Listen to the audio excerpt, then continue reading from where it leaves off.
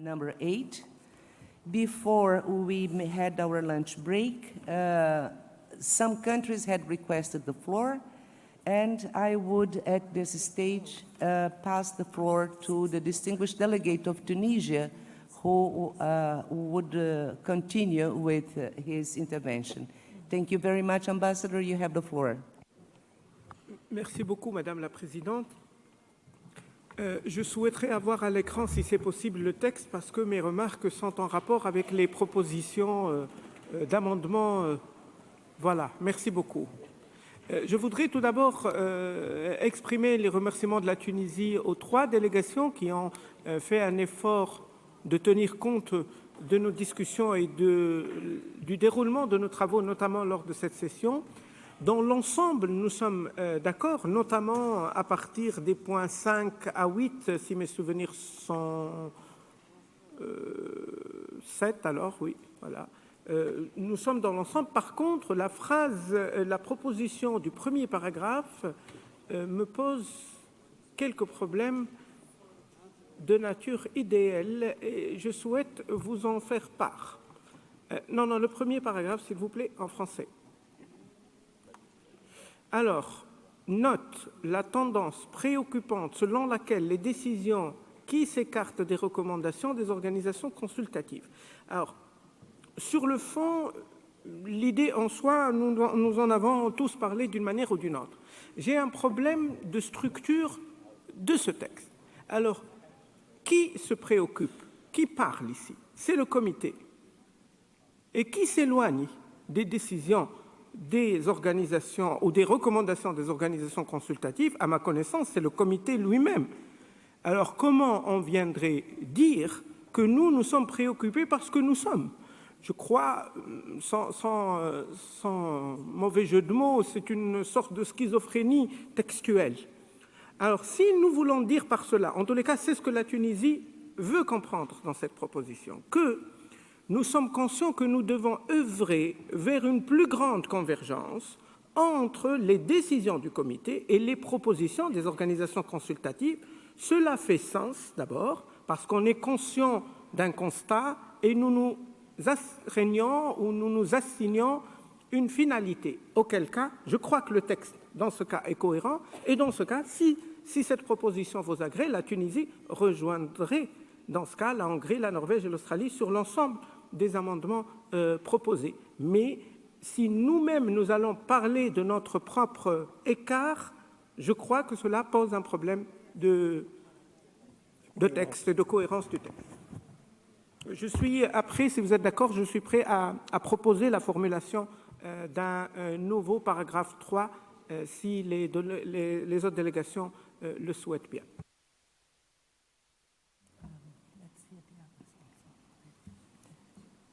Thank you very much.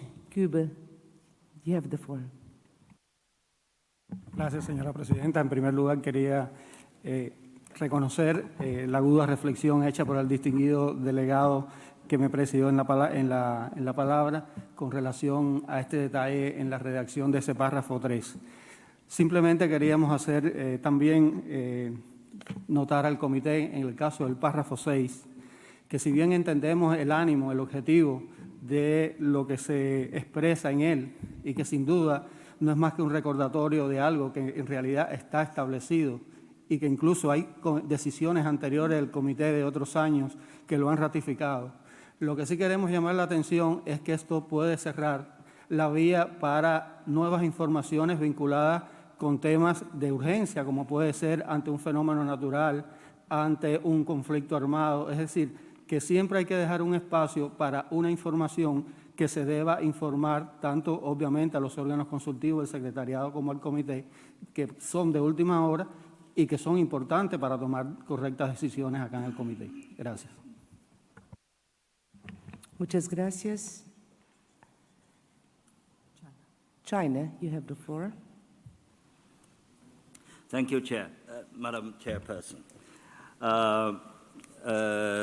First of all, with regard to the deviation, deviation issue, China concurs with the view expressed by this distinguished ambassador of Kuwait and Tunisia.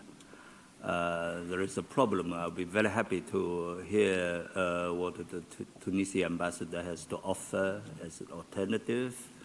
The second point I wish to make concerning paragraph 6, also the distinguished colleagues from Cuba has just mentioned, but my concern is there seems to be a contradiction.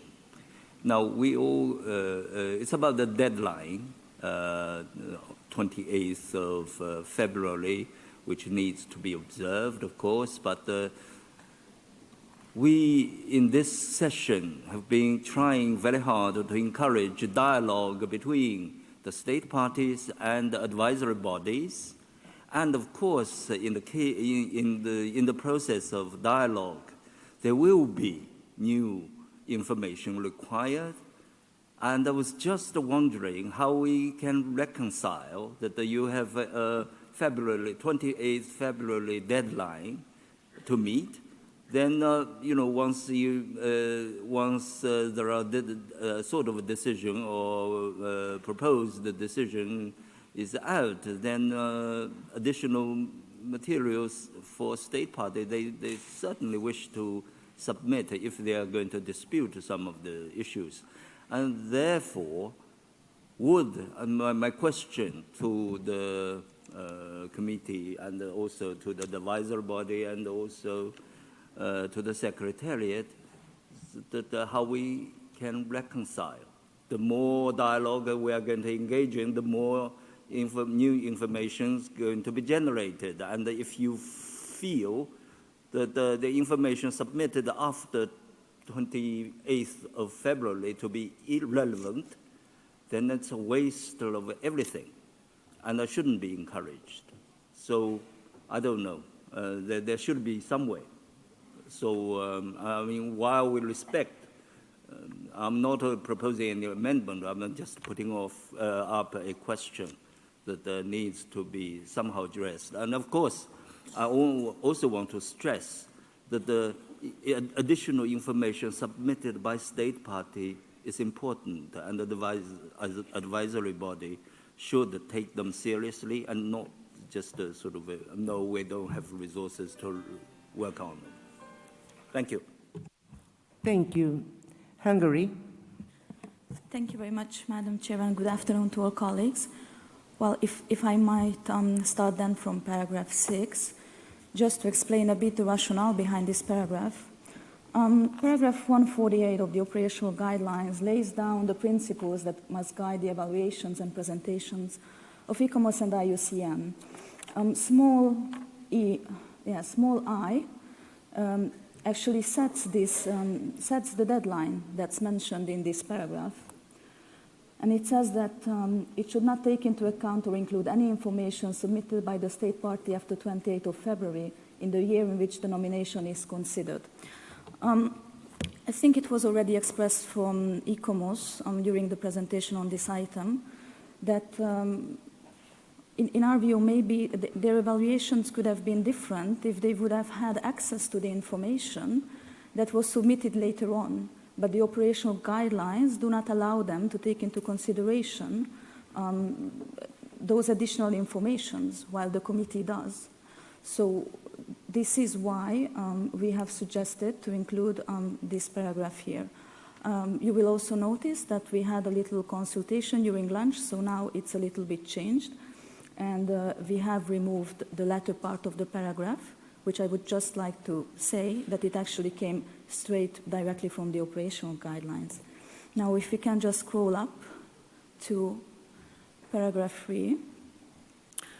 Well, here I would just like to say that noting with concern, the deviation was the original draft decision.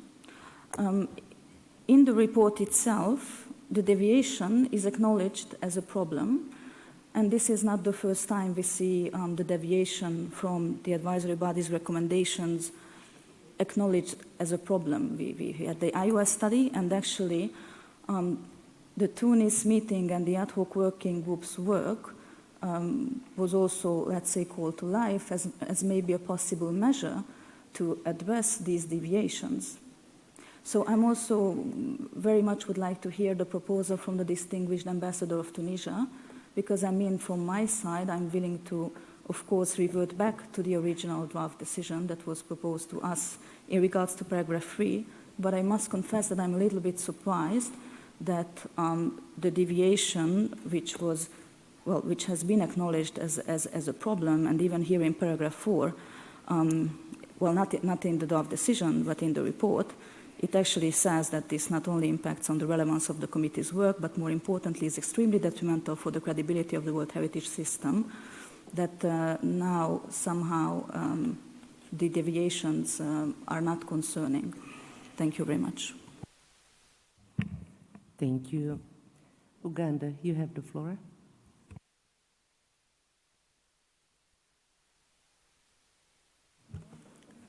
Thank you very much, Madam Chair. Madam Chair, I associate myself with the concerns expressed by the distinguished colleagues of Tunisia, Kuwait, and China. In this committee, when where we take decisions, we do so consciously. So if the worry is that we are deviating, we certainly cannot blame ourselves for doing something that we do consciously. I do not think that it is fair for anybody to think that we are obliged to agree in totality with recommendations by the advisory bodies. That's why they are called recommendations, and that's why we are called upon to take decisions. I'm therefore also very keen to listen to what Tunisia has provided in form of amendments, and then we will accordingly take further decisions. I thank you. Thank you. Australia, you have the floor. Thank you, Madam Chair. We also would certainly like to see the alternative text that the distinguished delegate from Tunisia would like to suggest, and are open to considering an alternative. I make the observation, perhaps because it's late in the meeting, that it's just a reality of human nature that even when we know sometimes we're doing things that aren't good for us, we keep doing them. And that applies to us individually, and sometimes it applies to us as working as groups. In response to the comments from the distinguished representative of China and others, we do see the challenge that we all face when we are presented very late in the piece with voluminous amounts of additional information that states parties who have nominations that are, let's put it in these terms, on the line, are seeking to bring forward in order to convince the committee to make a decision that differs from that has been recommended to us. And we think that it is therefore very important that we have this deadline, which is articulated in the operational guidelines, because really with the volume of work that the committee faces and with the huge resource requirements associated with doing the work that needs to be done to get us to a committee meeting, there has to be some point in time where there's a cut-off and where the papers have to be finalised.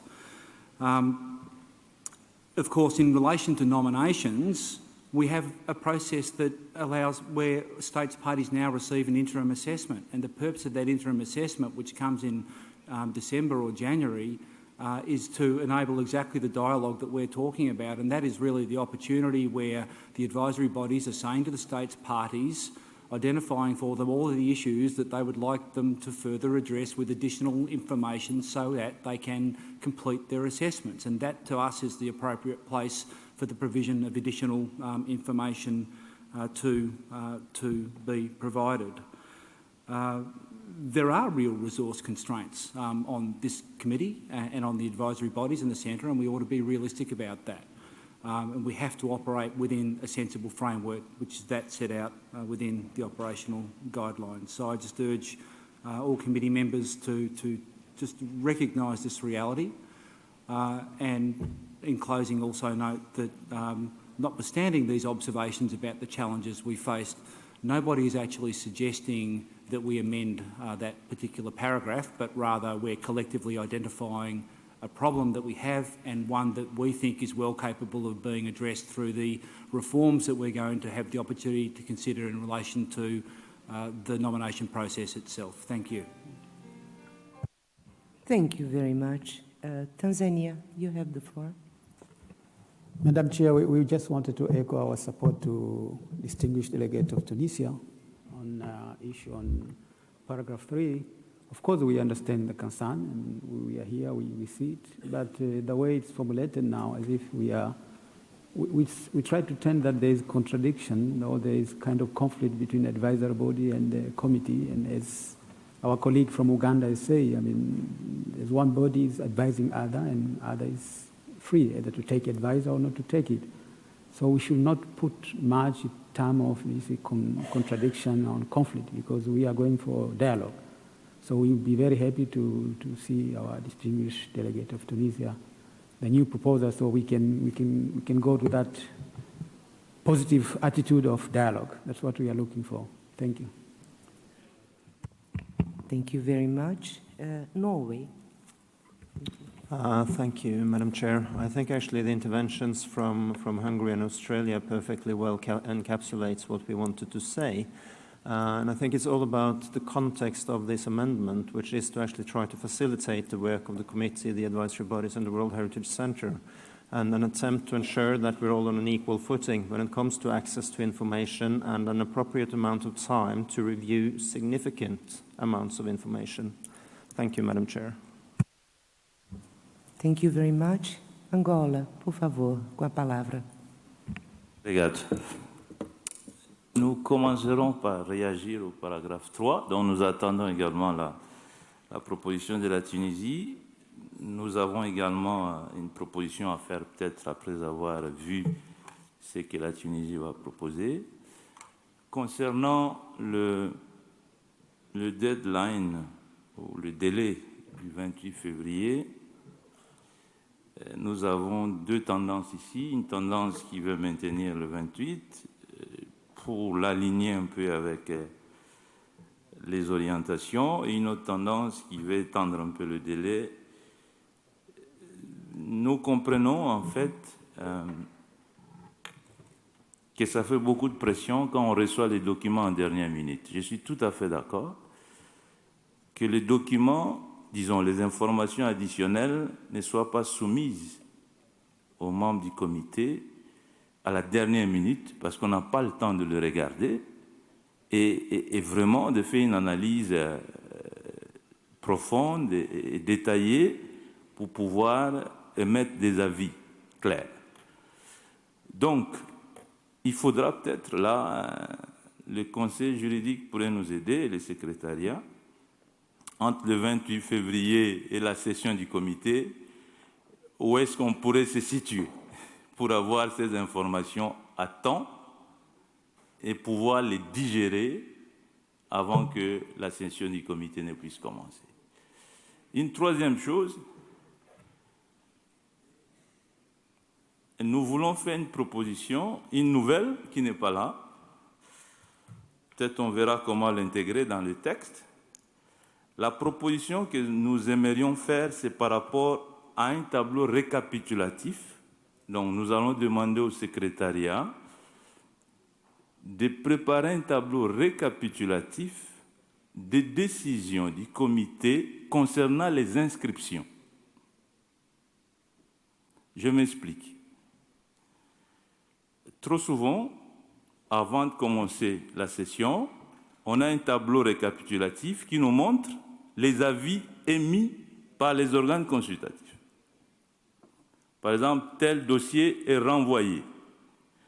Mais après les discussions, le comité prend une décision. Les organes émettent des avis et le comité prend la décision. Non, la décision peut être différente de l'avis émis par l'organe. Donc, on a besoin d'un tableau récapitulatif qui nous montre les décisions prises par les comités par rapport aux avis qui ont été émis. Comme ça, au moins, c'est plus clair. Ça peut être un document annexe aux dernières décisions, disons, je crois que c'est le document 18. Il peut faire partie des annexes. Ça nous aide très rapidement de voir les décisions qui ont été prises sur un certain nombre de dossiers. Parce qu'on n'a pas le temps. C'est beaucoup de documents à vérifier. Et parfois, on n'a pas le temps d'aller dans tout ça, mais un petit tableau résumé très simple qui montre l'avis qui a été émis, la décision prise. Comme ça, ça nous permet d'aller un peu plus vite dans nos discussions. Mais c'était une proposition, donc nous attendons la proposition de la Tunisie pour rebondir.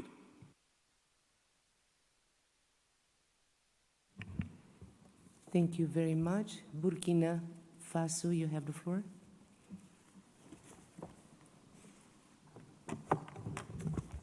Je vous remercie, Madame la Présidente.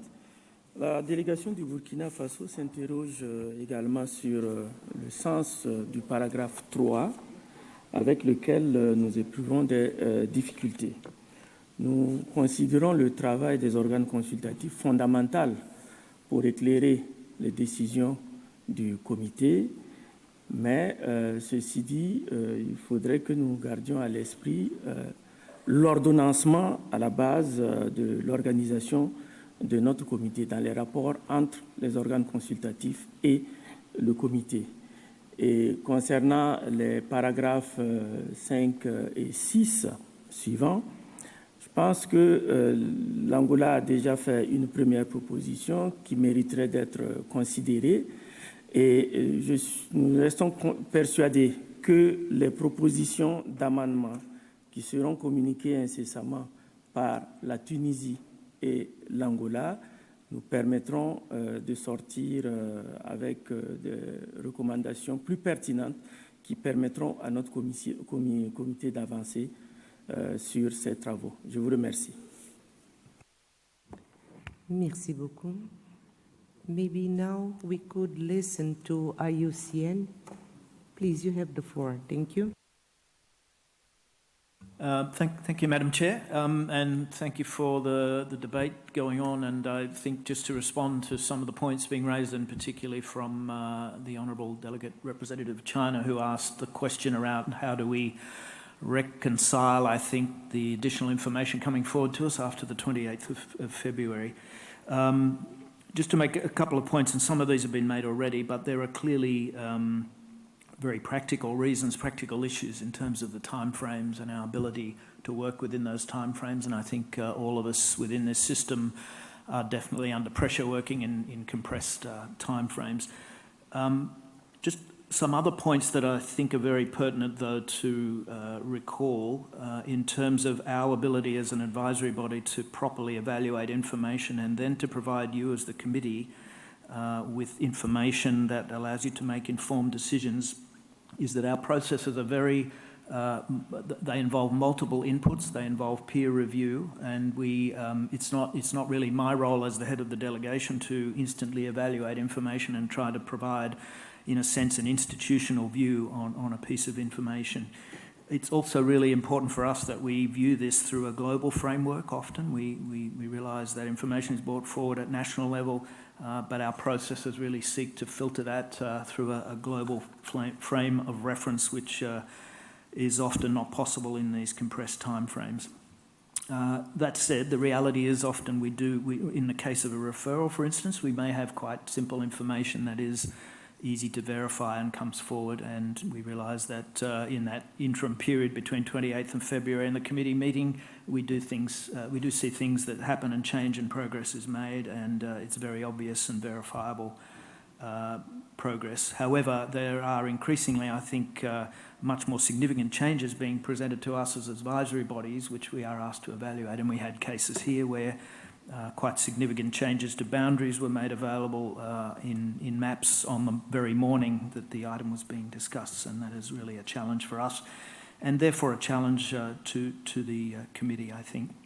We make every effort to work within the timeframes we have, and we, where possible, actually look to stretch those timeframes. So an example is we write our letter of interim progress back to nominating states parties by the end of the year, when our actual deadline is the end of January. We tried to provide an extra month within that process for further consideration and further dialogue.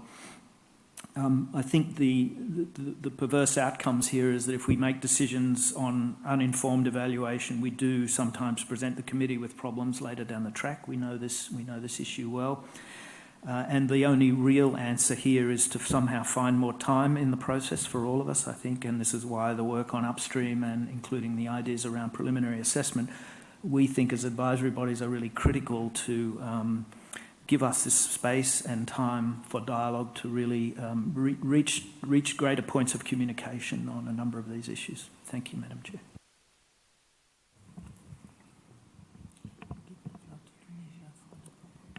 Thank you very much. I think we have two orders of issues to be addressed. One is the presentation of information to the advisory body. That I think that this presentation of information has, according to the guidelines, already a deadline. Another issue is members of the committee using information on developments after this date established in the guidelines in order to inform their decisions at this committee. So I believe that perhaps the distinguished delegate of Tunisia with his amendment could help us in addressing this important issue. So you have the floor, Ambassador. Thank you. Merci Madame la Présidente. Je reviendrai à la proposition de rédaction d'un paragraphe 3. Jusque-là, je ne me suis pas encore exprimé sur la question du 28 en question, si je pourrais avoir le paragraphe sous les yeux. Mon sentiment, c'est que les deux parties disent une réalité incontestable et incontestée. La partie qui dit « il nous faut du temps pour étudier » et que donc vous nous ramenez des documents qui nécessitent une étude, on ne peut pas les recevoir le jour même ou une semaine, c'est le bon sens même.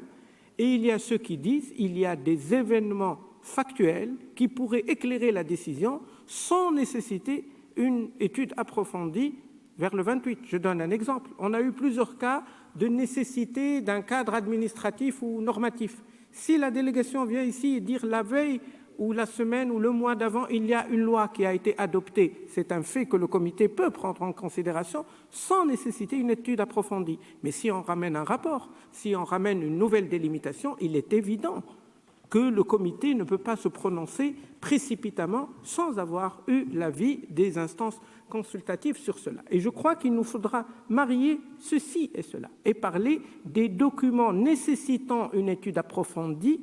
Cela, en tout état de cause, on ne pourra pas les accepter s'ils ne sont pas remis avant le 28 février. Voici ce qu'on pourrait éventuellement dire sur ce paragraphe. Voici, je m'exprime pour la première fois sur ce point. Si vous le voulez bien, je suis maintenant prêt à vous proposer une rédaction proche, mais qui tienne compte des différents avis du paragraphe 3. Alors, c'est toujours donc le comité qui parle, conscient de la nécessité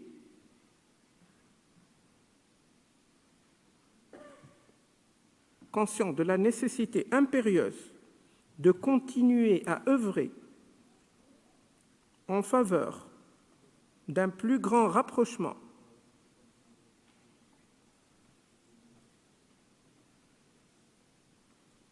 entre la teneur des décisions du comité et celle des recommandations des organisations consultatives. Nous avons, donc ma proposition s'arrête là, je commente un peu si vous me le permettez, nous avons ici les deux idées. C'est que le comité est conscient qu'aujourd'hui nous n'avons pas ce rapprochement optimal et que donc il s'engage à œuvrer davantage. Cela, à mon avis, est plus cohérent du point de vue de l'idée que la proposition, toute valeureuse par ailleurs, proposée par les honorables représentants de la Hongrie, de la Norvège et de l'Australie.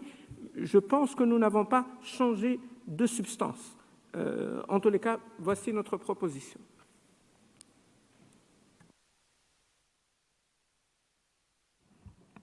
Merci infiniment. Comments, Azerbaijan? Thank you very much, Madam Chairperson. Actually, we have carefully listened to the previous debate on the paragraph 3, and we thank Ambassador of Tunisia for this proposal. I think, as he himself mentioned, it's clear that there's a factor of deviation, but the angle from which perspective we are looking at this issue is very important. So the responsibility for such deviation lies on all stakeholders concerned. That's very important to mention. So in this regard, I think the proposal of Tunisia can be acceptable, and we would like to support this proposal. Thank you.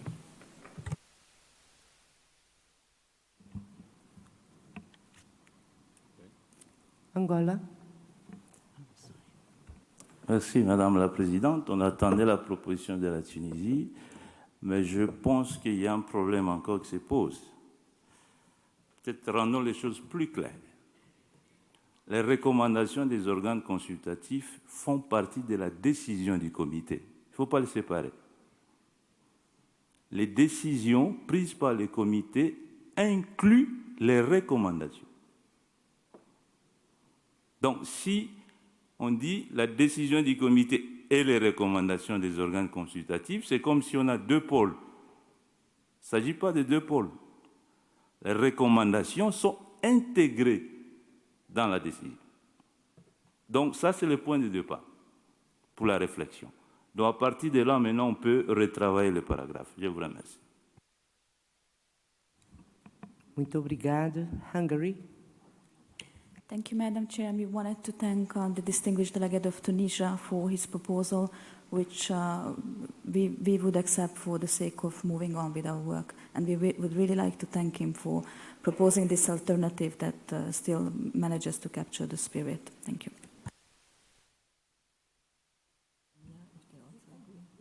Tanzania, you have the floor. Thank you. Thank you, Hungary. Thank you. Thank you, Madam Chair. We also wanted to echo our support to the proposal by the distinguished delegate from Tunisia. What we like most of this proposal is inclusive. This is very, very important. We are a bit sensitive when we see that there is a proposal which tries to deviate, try to divide. I think it's the committee who take decision, so it's our responsibility. It's not others who tell others they have to take care, they have to see, they have to be concerned. All of us will have to be concerned. So we suggest that our decision should be inclusive. Thank you. Do you have any proposal of text for this paragraph? Reflecting, sorry. No, I think the delegation, the distinguished delegation of Tunisia, he's going in that direction. Okay. It's our responsibility together. Okay. Thank you. We all know OUV, we all know integrity, we all know justification. So we work together to go to this point. Thank you. Thank you very much. Australia? Madam Chair, we're also thankful to the distinguished delegate of Tunisia for bringing this alternative form of words. We would suggest just a little streamlining to make it read a little bit more clearly. So we would suggest that aware of the overriding necessity to work in favour of a way, and then we would say that brings greater convergence.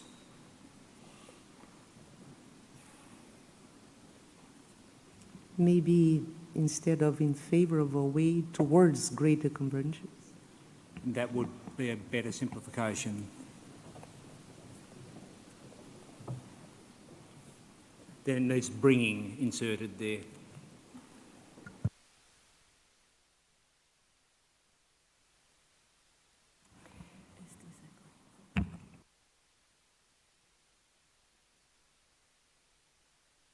So the rapporteur will comment on this text. Thank you. Thank you. Thank you. So I would just, if we move to paragraph, the new paragraph, we need something other than aware. So the World Heritage Committee aware makes no sense, but perhaps the World Heritage Committee, we can say just be aware or be conscious of. not being, be. Being, oh yes, okay, being is okay. Being aware is okay of the overriding necessity to work towards bringing greater convergence between the decisions taken by the committee and the recommendations of the advisory bodies. If we're comfortable with being aware as a, yeah. Can we agree on this formulation? Okay, we can move on. Angola, thank you. Madame la Présidente, j'insiste sur une chose. On a, tel que formulé, nous sommes devant deux pôles séparés. Il y a la teneur des décisions du comité et il y a la teneur des recommandations des organes consultatifs. Nous insistons que les recommandations font partie des décisions. Ce n'est pas un document à part. Donc, ce que nous voulions proposer, nous, c'est qu'on parle de déviations ici. Les déviations sont vérifiées à deux niveaux. Pas seulement les déviations sont faites par rapport aux décisions prises par les comités qui ne sont pas mises en œuvre, parfois par ou les États parties ou les organes consultatifs, ou également des recommandations qui sont émises par les organes consultatifs qui ne sont pas respectées. Donc voilà, les déviations sont à deux niveaux. Nous voulions proposer une formule simple, si vous serez d'accord avec nous. Pour nous, bon, ça ne va plus suivre un peu la logique qui est là, mais nous avions pensé à autre chose. Nous avons pensé à ceci. Je vais le lire. Donc, le comité recommande aux États parties, au secrétariat et aux organes consultatifs de respecter scrupuleusement toutes les décisions prises lors de ces sessions. Ça, c'était notre formule. Recommande aux États parties, au secrétariat et aux organes consultatifs de respecter scrupuleusement les décisions prises lors de ces sessions. En fait, c'est le comité qui est l'organe délibératif. C'est le comité qui décide et les décisions doivent être respectées. Ça, c'est notre proposition. On l'a proposé en fonction des discussions qu'on a eues ici. On a vérifié des déviations et je l'ai expliqué, c'est à deux niveaux. Donc, l'organe qui décide doit statuer. Donc, voilà pourquoi on propose cette formule. Je vous remercie. I thank you very much. And if you allow me, distinguished representative of Angola, I would like to make another proposition that maybe would accommodate also what you have in mind. My proposition would be that we erase the first sentence. We start the second one instead of being aware by saying only reaffirming the overriding necessity to continue to work towards bringing together, and then we erase the first part and we erase also your new proposition. Would that accommodate what you have in mind? Thank you. So, Uganda.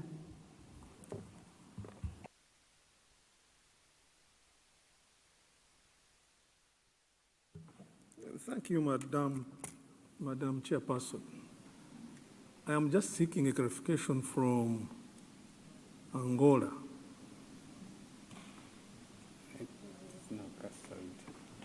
Because, but it's now cancelled, sorry. It's now cancelled, Madam Chairperson, so maybe I will seek the clarification later. Thank you.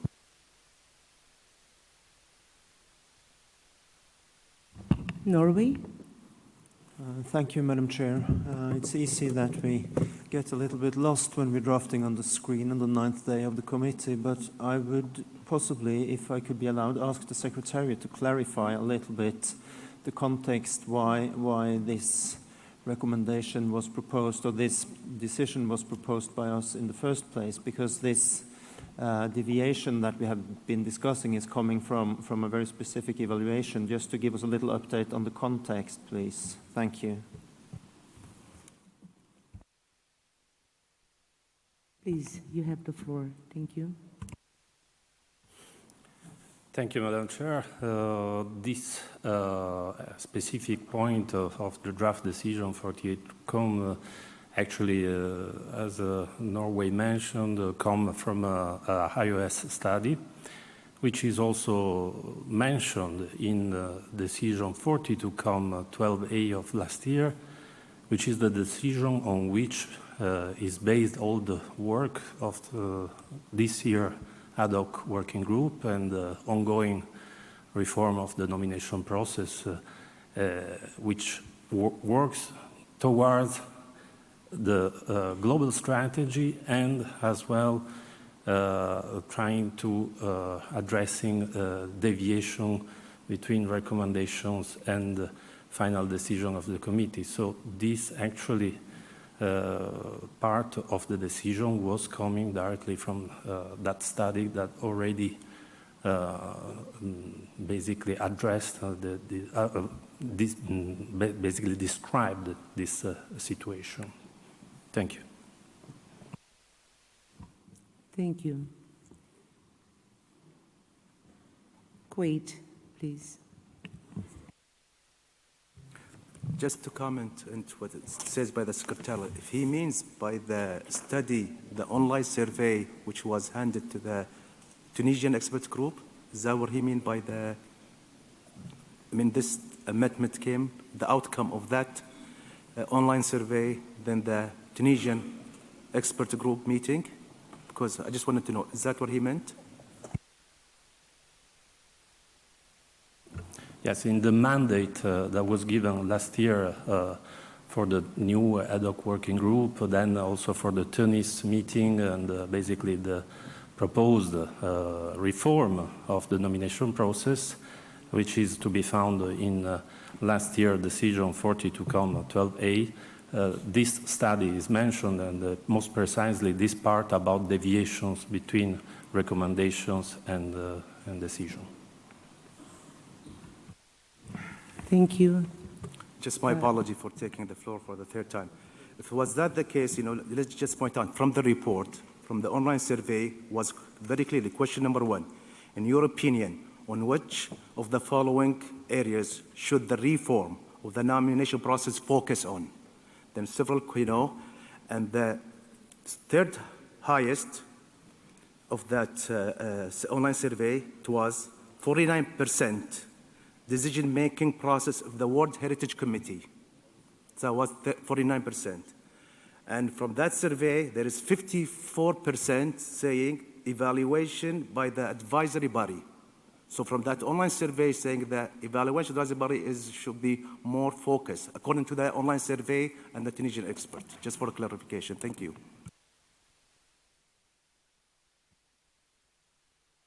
Thank you very much. I'm sorry again, sorry. And I wished, since my dear colleagues from Norway said, thus in this, amendment was taking based on that survey and that study, it will reflect in that draft amendment the highest, problem that we've seen from that study. Thank you. I'm sorry for taking the floor for the fourth time. I promise you the last one. Thank you very much. Norway? Just a very quick response to that, and thank you, Madam Chair, for giving us the floor. I think there's also behind all this, there is also an evaluation report from the Internal Oversight Service from UNESCO, which gives very specific recommendations, and that's where this discussion started. Thank you. Thank you very much. Australia? Madam Chair, I'm not quite sure why we're confused beyond the observation from the distinguished delegate of Norway that we're 9 days into a 10-day meeting. The statistics that are being referred to here are the statistics that are in the agenda paper number 8. in paragraph 2 of that paper, and it shows the number of times where there's been essentially a referral or deferral recommendation that has not been accepted by the committee, and the committee has made another decision. And in 2018, in those instances, 87% of decisions varied from that which was recommended. In 2017, it was 87%, and I'll note that based on my maths, this year it's 70%. So they're the statistics that we're talking about as we have this discussion, on my understanding. I'd like to suggest that there seems to be a consensus around the current version, or a near consensus, in relation to paragraph 3, and it might be a good idea if we were able to consider it and move on to the other elements of this decision.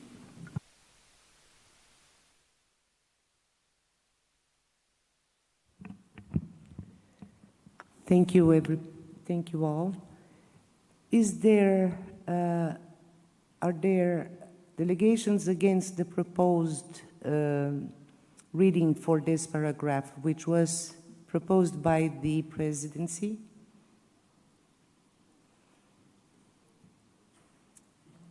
No objections, so we approve this paragraph and we move on. Thank you very much. I would ask our rapporteur to project the next paragraph. Thank you.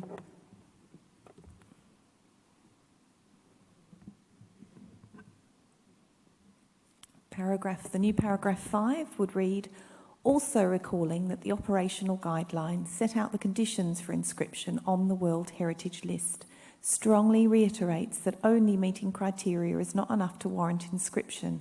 As to be deemed of outstanding universal value, a property must also meet the conditions of integrity and authenticity, and must have an adequate protection and management system to ensure its safeguarding, as outlined in paragraph 78 of the operational guidelines. Any comments on this paragraph? No objection, so approved. Let's move on. Madame Rapporteur. Thank you, Madam Chair. Requests state parties with nominations to be examined not to submit new information concerning their nominations after 28 February in the year which the nomination is considered.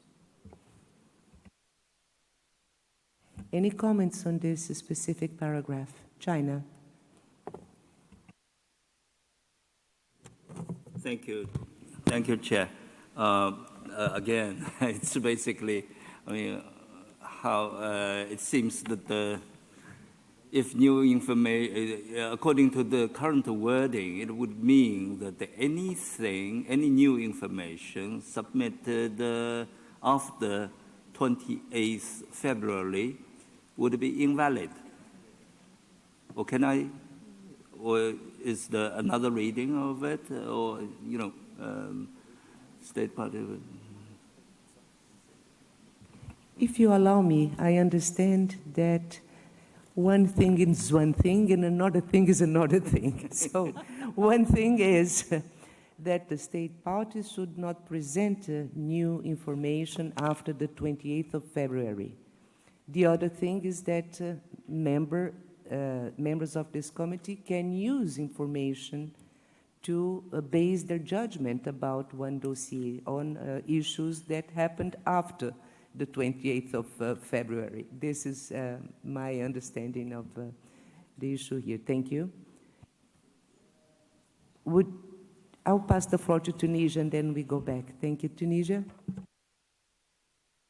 Merci, Madame la Présidente. Alors, je reviens à ma proposition de tout à l'heure et on intervient sur le texte, si vous le permettez, concernant doivent être examinés de ne pas soumettre les nouvelles informations nécessitant un examen approfondi, ce serait après, concernant leur proposition d'inscription, après le 28 février. Et comme ça, on distingue des éléments factuels, je ne sais plus lequel des distingués délégués avait parlé d'événements qui risquent d'arriver, une guerre, un tremblement de terre, une inondation, une nouvelle loi, ou alors un rapport ou des données nécessitant une étude approfondie, auquel cas le temps qui sépare le 28 février de la session est nécessaire pour l'étudier et en informer le comité.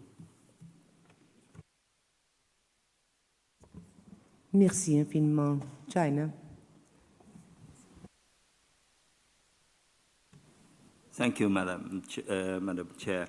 I was contemplating perhaps to rephrase this clause. I mean, I'm not particularly against this idea of having this deadline, but I just feel that there appears to be a contradiction of what we are advocating and what we are practicing. So perhaps we could say, instead of requesting state parties, perhaps change it to something like the state parties with nominations should endeavor to submit their new information by 28th February, something like that. Not to make it absolute, but sort of an effort for state parties to submit something as early as possible in view of the need for time. And thank you. Cuba, thank you very much. Gracias, señora presidenta. Queríamos expresar que la recomendación de la delegación de Túnez salva nuestras preocupaciones con relación a este párrafo. Gracias. Muchas gracias. Australia. We would certainly prefer the formulation from the Tunisian delegation. We think that there are circumstances where things happen between the point in time where an evaluation is made. So things happen after the 28th of February that actually are potentially influential in the decisions of the committee.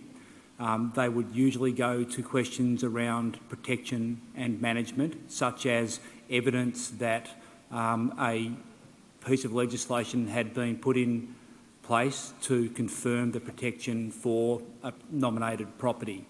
And it would seem a bad decision if we were not able to take account of such simple and clear things. So for us, the critical difference is if we're talking about new information that would require genuine evaluation by the advisory bodies, that's a problem. But if it's new information that is readily understood and would essentially cause a tick to be made instead of a wiggly line in the evaluation, then we are comfortable and therefore we're supportive of the Tunisian amendment.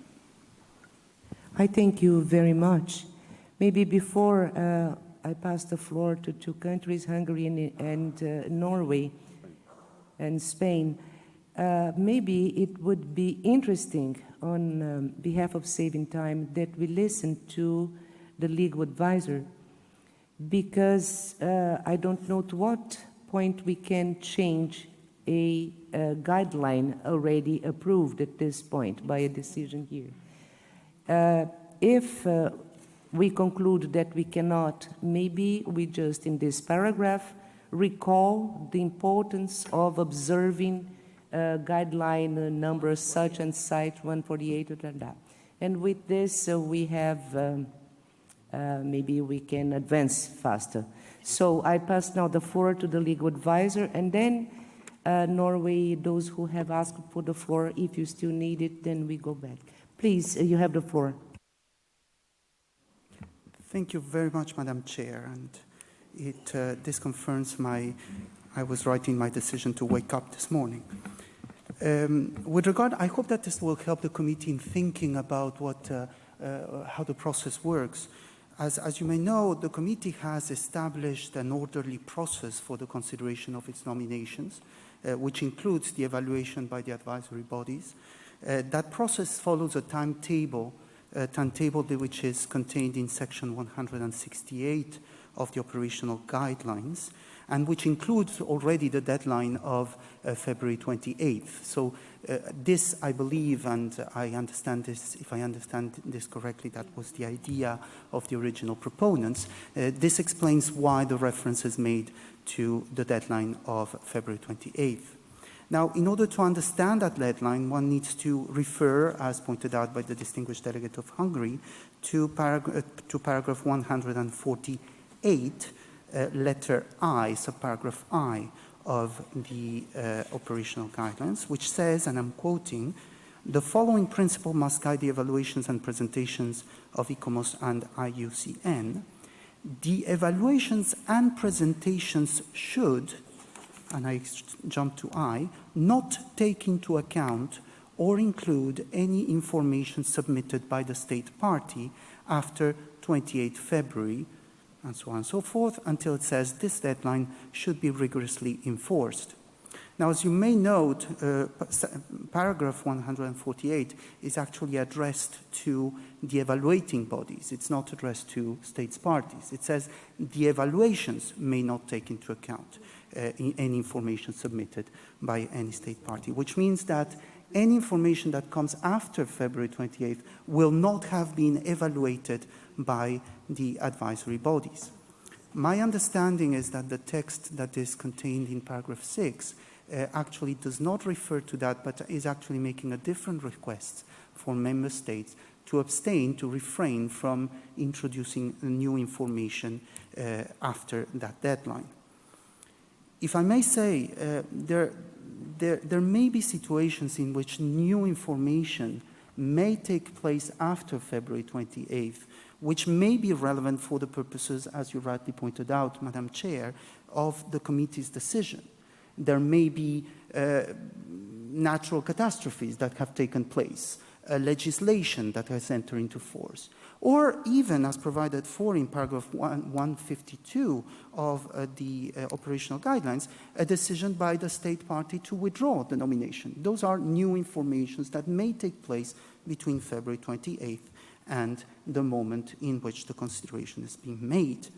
So what is said here is that there's a request addressed to member states from states parties to abstain from providing new information. For example, there's information that, if I may make this distinction between new information that is actually new, in other words, that has taken place after February 28th, and new information that is actually old, that is information that could have supported before the nomination process, etc.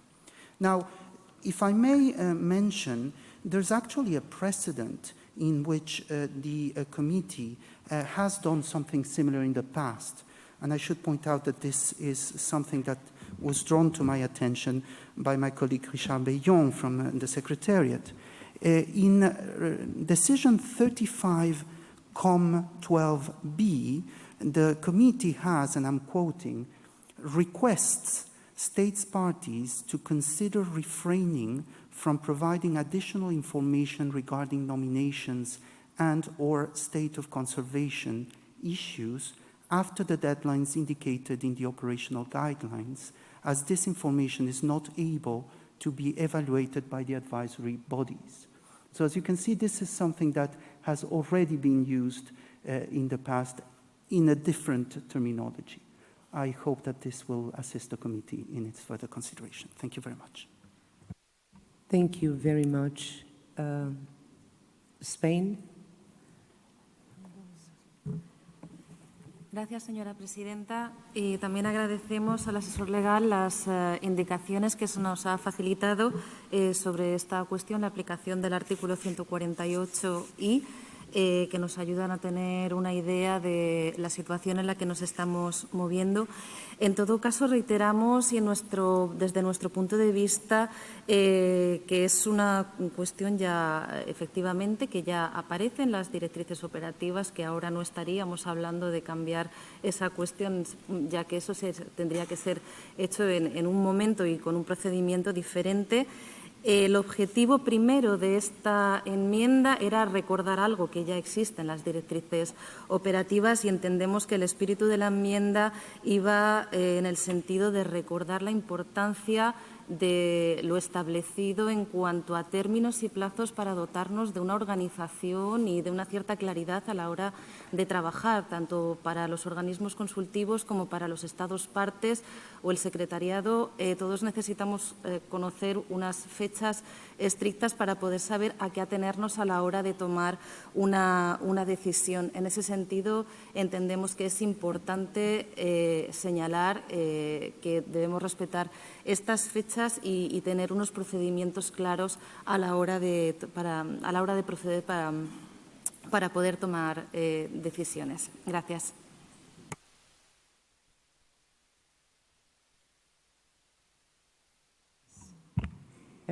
Hungary, you have the floor. Thank you.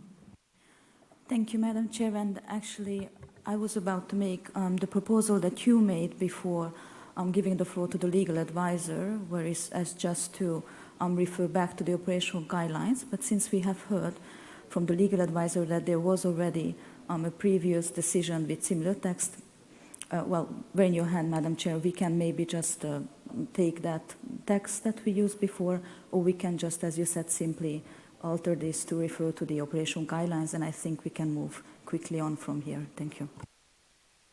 Thank you very much. Norway?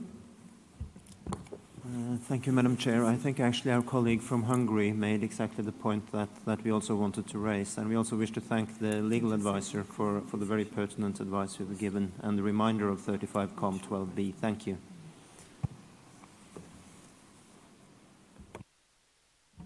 Thank you very much. Any suggestion of change, any proposals of change to this paragraph?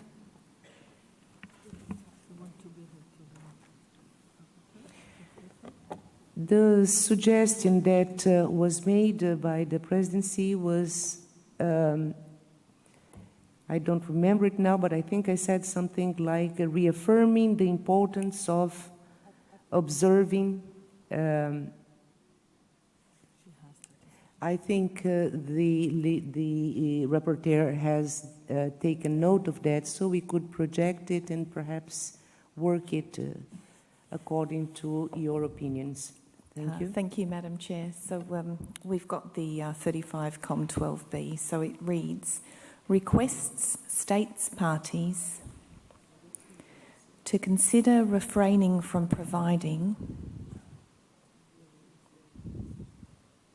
additional information regarding nominations and/or state of conservation issues after the deadlines indicated in the operational guidelines, comma, as this information is not able to be evaluated by the advisory bodies.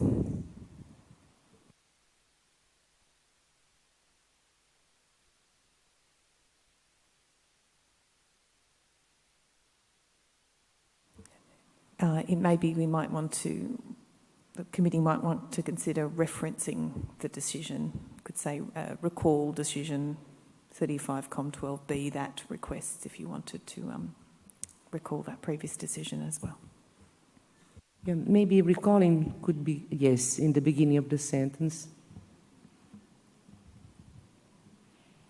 That's decision 35 Com 12B.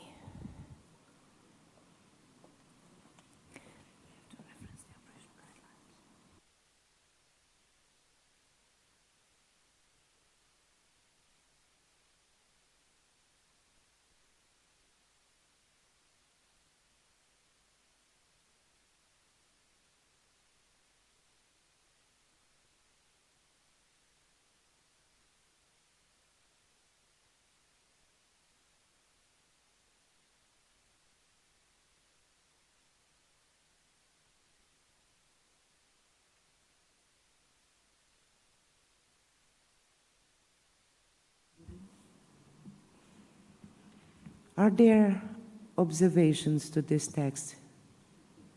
Hungary. Thank you, Madam Chair, and I apologize for taking the floor so often. Just a minor observation.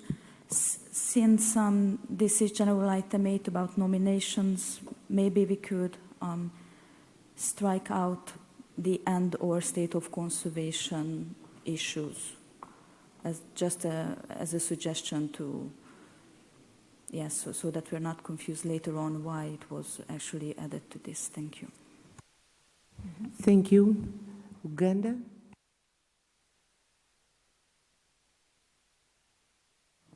Thank you, Madam Chair. Can I propose to delete the word consider, and then the statement would read, recalling decision 35 Com 12B request state parties to refrain instead of to consider refraining.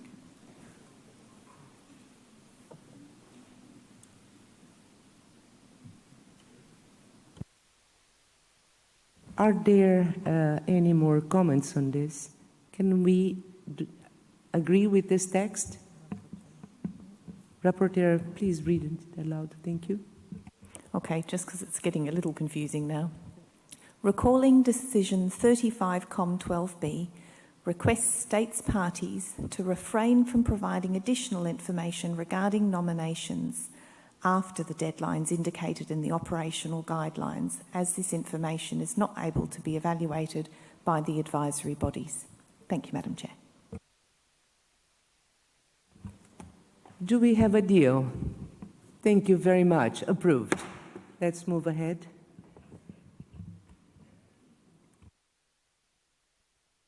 Rapporteur, could you please show the next... the new paragraph 7 reads, taking note of the discussions at the 43rd session of the World Heritage Committee concerning the referral mechanism, requests the review of the referral procedure and its application be included for examination in the framework of the ongoing reflection on the revision of the nomination process.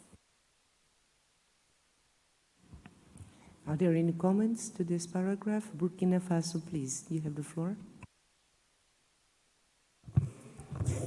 Je vous remercie, Madame la Présidente. Je ne voudrais pas, ce n'est pas un amendement que j'apporte sur ce paragraphe, mais je voudrais me référer à la proposition d'amendement de l'Angola sur le paragraphe 3 qui avait été biffé concernant la considération des décisions du comité. Et insister sur la nécessité, dans le cadre de l'exercice envisagé au paragraphe 7, que cet aspect de l'amendement qui avait été initialement proposé par l'Angola soit pris en compte dans la réflexion. Je vous remercie. Thank you. We take note of your... On va prendre note de votre suggestion. Je vous remercie beaucoup.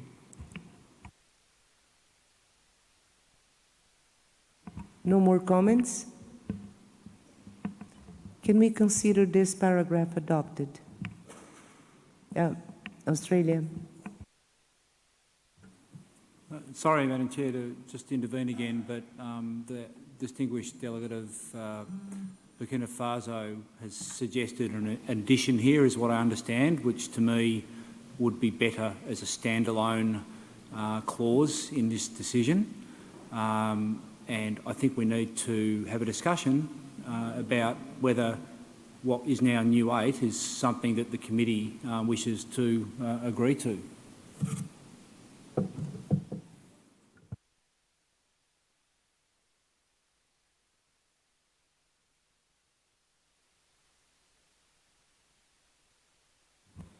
So we consider paragraph 7 approved. Now we have paragraph a new 8, which reads, Rapporteur. Hello.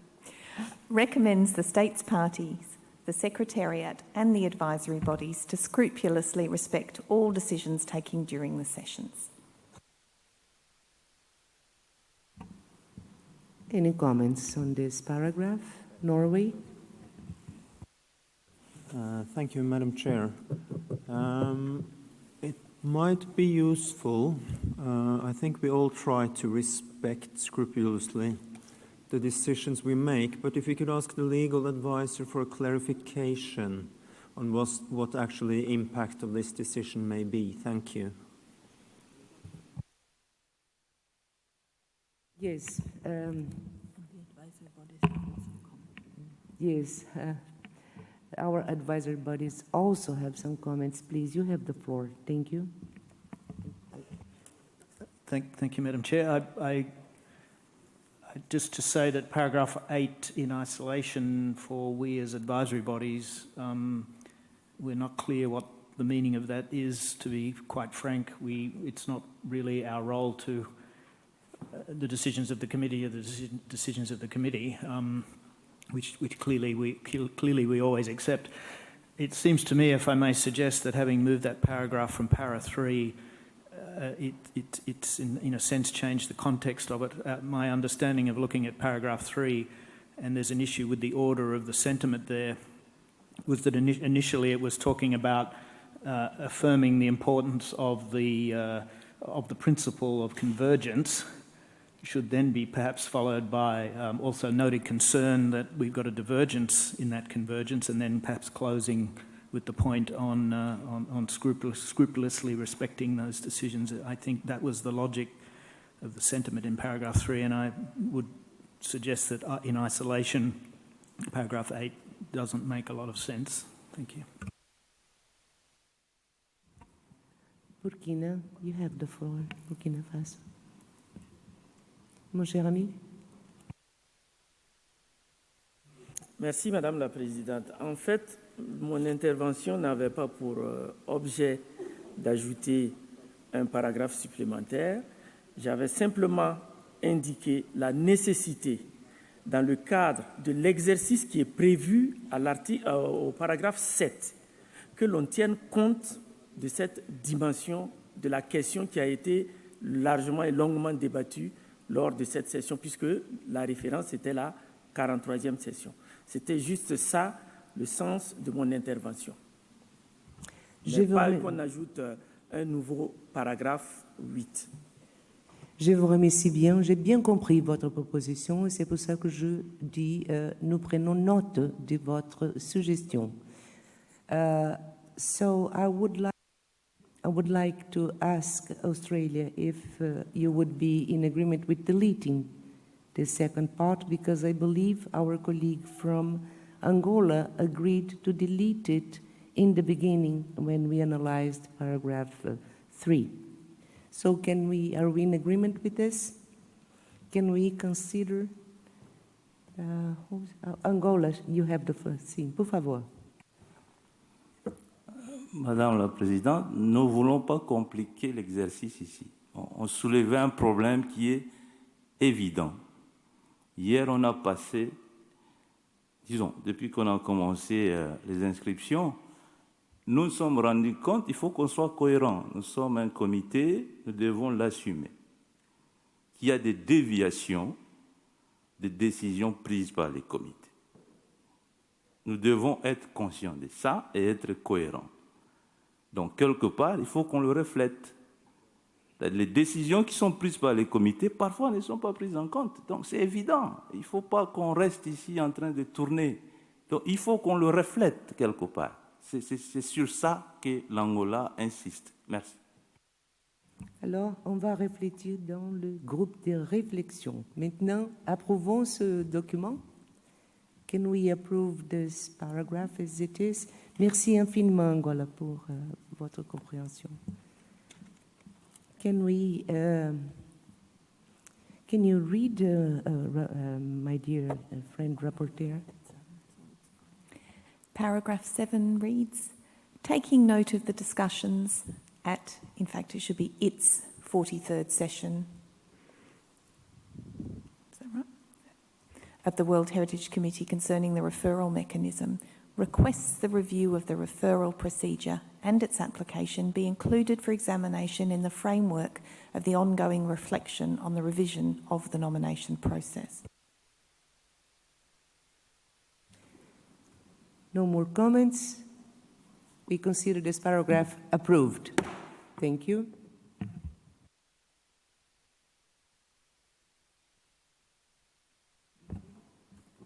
No changes, I hope, to the last paragraph, and we consider the whole decision now approved. Thank you very much.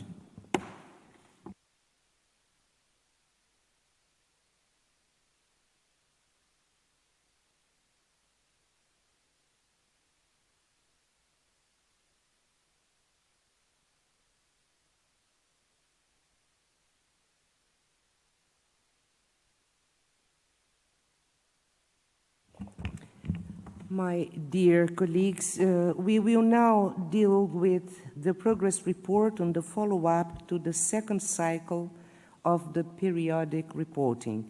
The relevant document is document 10A.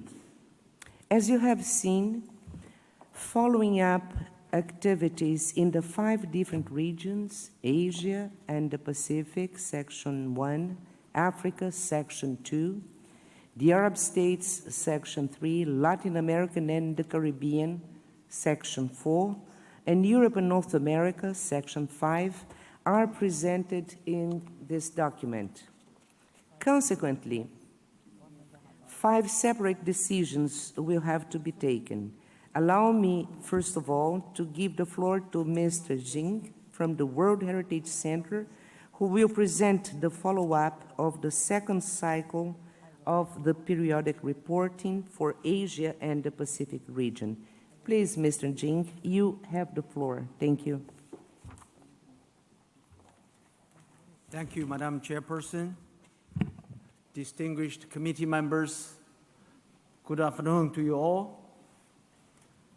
Detailed information concerning this item can be found in Working Document 43-10A on pages 1 to 6 of the English language versions and on pages 1 to 7 of the French language versions.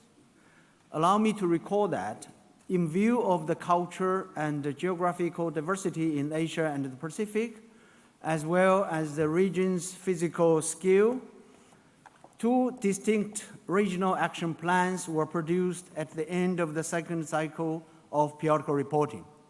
This helped address the specific priorities, challenges, and the needs identified at the regional and sub-regional levels. So you have in front of you on the slides 2 sub-regional action plans. This presentation aims to provide you an overview of some key activities undertaken in the region since the last report to the committee at its 41st session in 2017. First slide. One of the main outcomes of the second cycle of periodical reporting is the capacity building strategy and associated program for Asia and the Pacific, which were developed by our Category 2 Center, WETRAP, in China and adopted by the committee at its 38th session in 2014. In this framework, WETRAP and ICROM had already organized a course on heritage impact assessment for Asia in the Philippines to address the specific needs in the Pacific SEED countries, another regional workshop on heritage impact assessment and environmental impact assessment was organized in November 2017 in Suva and Lavoka of Fiji. The capacities of heritage professionals involved in the management and monitoring of the World Heritage properties in the Pacific Seas were enhanced through this workshop. Next slide. Technical support for the conservation and the management of Namando World Heritage property in Micronesia was provided in conjunction with the reactor monitoring mission to the property in January 2018.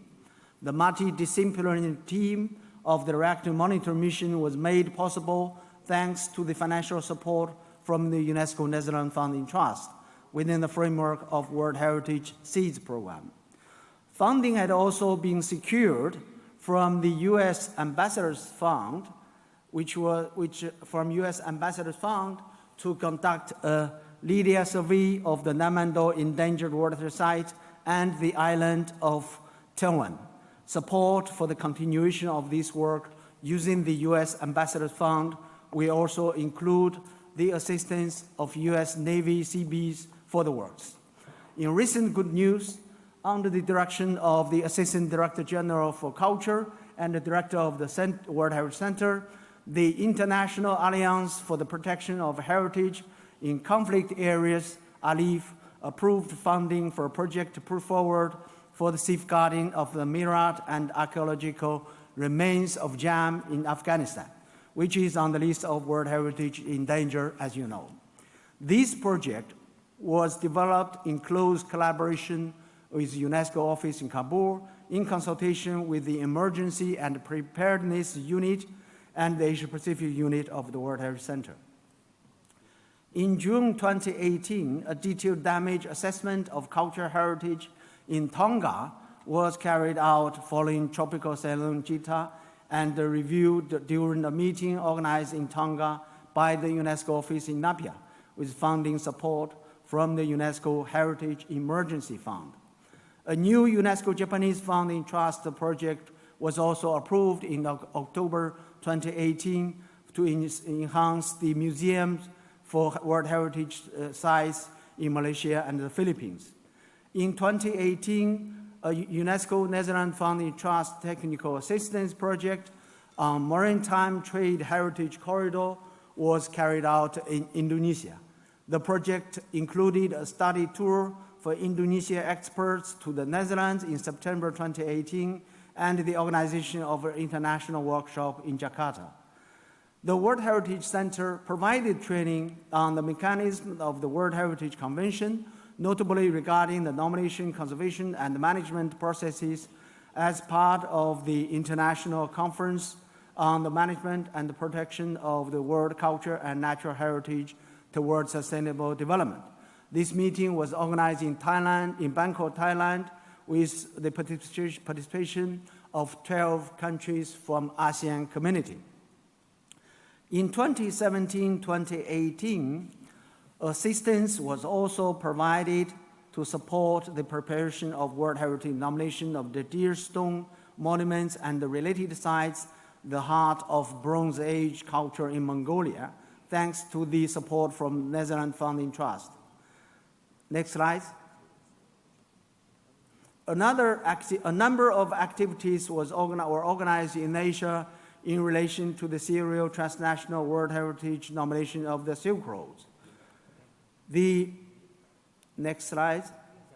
The third workshop on the South Asian Silk Road serial transnational nomination process was organized on 12 November 2018 in Xi'an, China by the World Heritage Center, the National Administration of Cultural Heritage of China, the Xi'an Municipal Government, and ICOMOS International Conservation Center in Xi'an.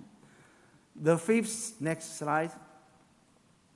The fifth meeting of the Coordinating Committee on Serial Transnational World Heritage nomination of the Silk Roads was organized in December 2018 in Ashgabat, Turkmenistan, by the World Heritage Center in collaboration with the Turkmen Ministry of Foreign Affairs.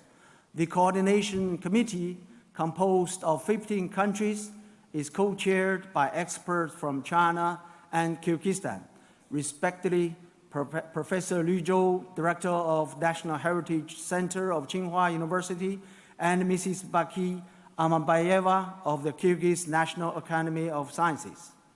The final workshop, next slide.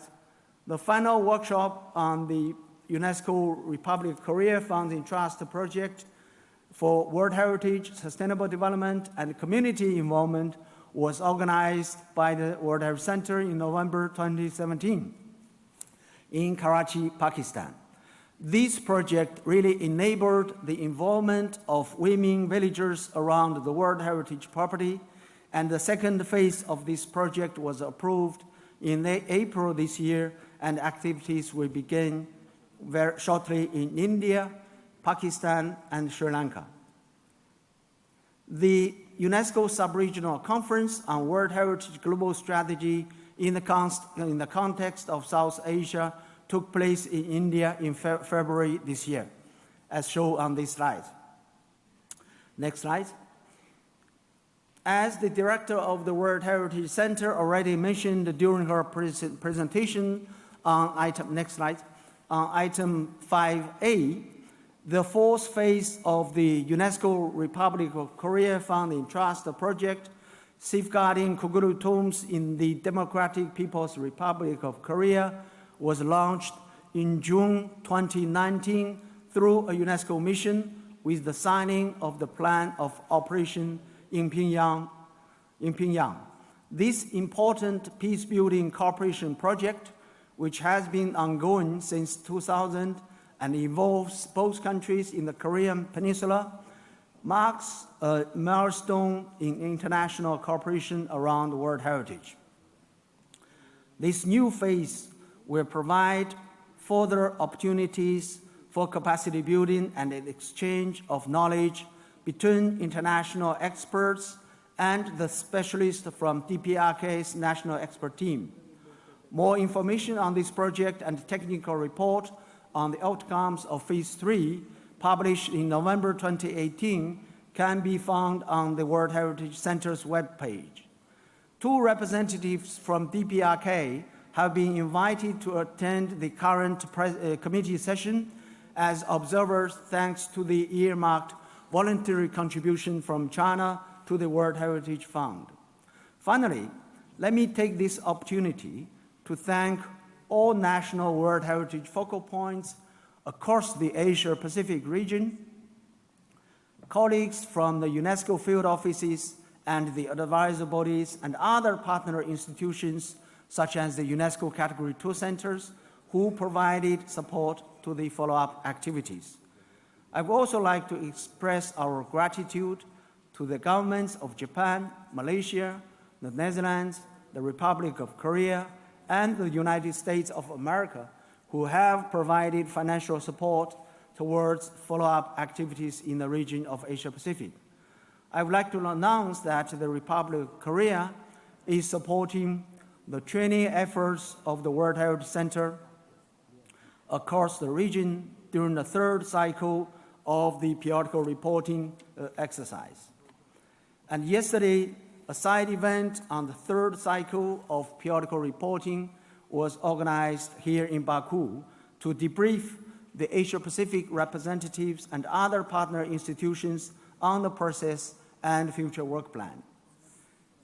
Mr. Chairperson, distinguished committee members, the draft decision 43-10A.1 can be found in working document 10A on page 6 of both language versions. Thank you. Thank you very much. Should we have some debates, comments? Indonesia, please. Thank you, Chair. First of all, I'd like to appreciate the Center for the comprehensive report. Indonesia would like also to express its gratitude to the Center who has carried out the 2 valuable action plan projects in Indonesia. A project related to maritime trade corridor heritage will be an important starting point in order to prepare the nomination of maritime trade corridor heritage for World Heritage. Other projects concerning our tentative list also arise important inputs for setting up the order of priority of the properties in the list. Therefore, we welcome the Center to develop other activities for ASPEC region, including Indonesia, dealing with the SAWON action plan. Thank you, Chair. Thank you very much. Australia, please. Australia don't want to. Okay. Now we have an apply from the Democratic Republic of Korea. Thank you, Mr. Chair, for giving me the opportunity to take the floor. Since it is the first time for the DPRK delegation to take the floor, first of all, I'd like to extend our deep gratitude to the warm hospitality of the government of Azerbaijan Republic with their excellent preparation and organization of this session.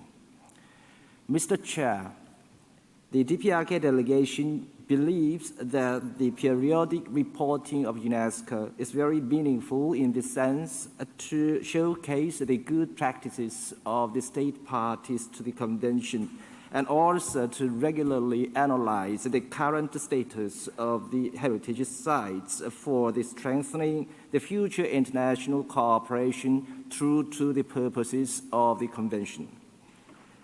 My delegation would like to emphasize that the reporting should be based on the consistent and the common principles if you really want to get the right results out of it.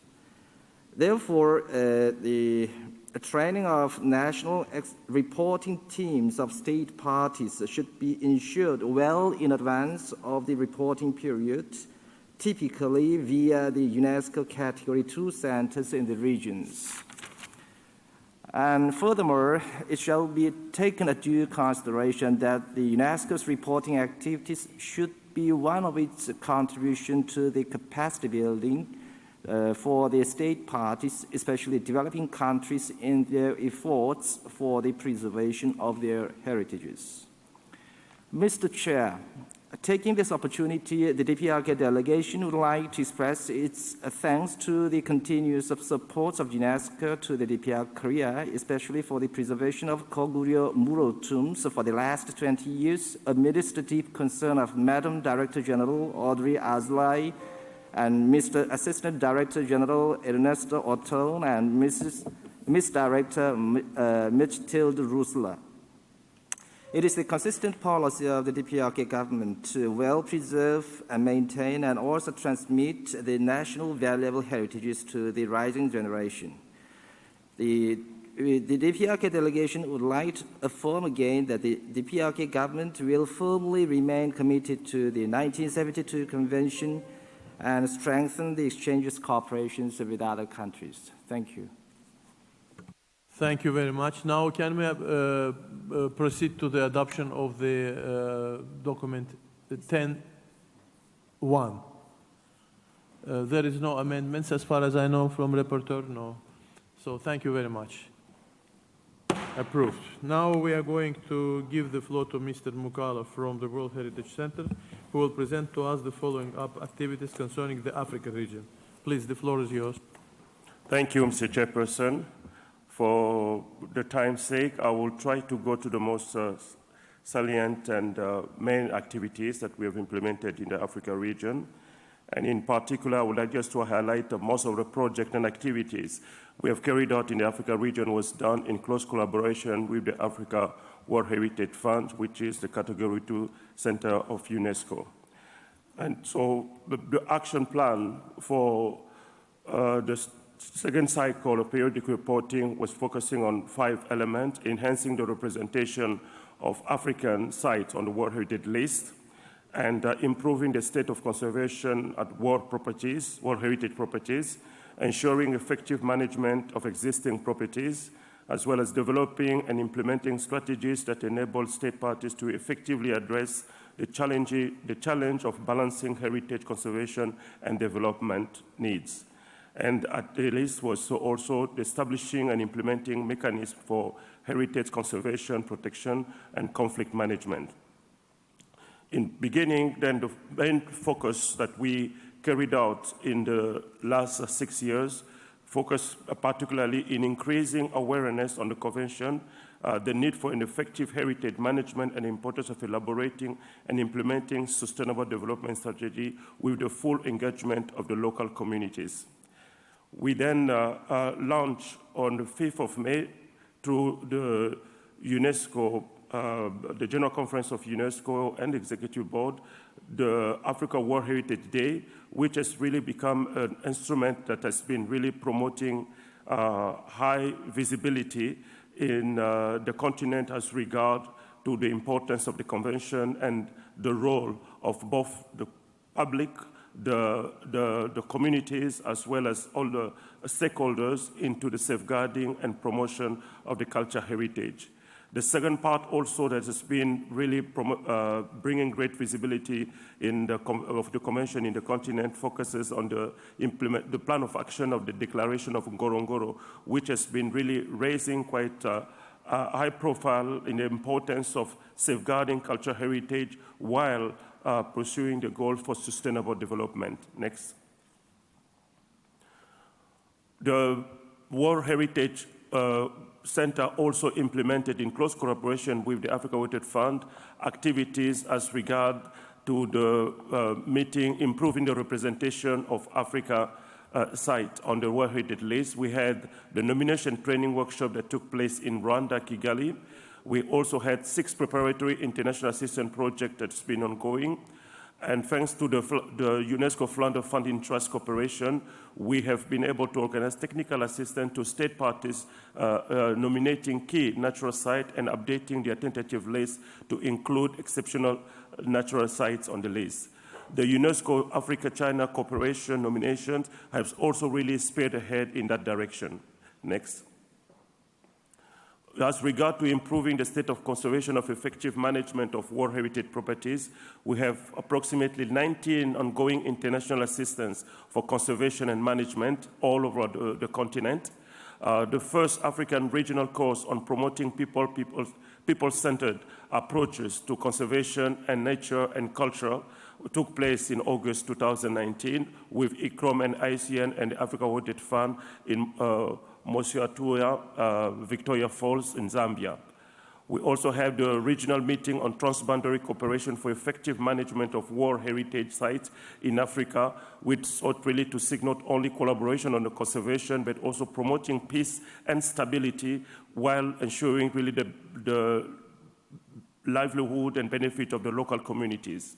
We also address, thanks to the contribution of the Norwegian government, activities on the conservation and management of natural and cultural World Heritage sites in Africa, support to the rapid response facilities, and then also a focus on community affected by conflict, involvement of local communities and youth.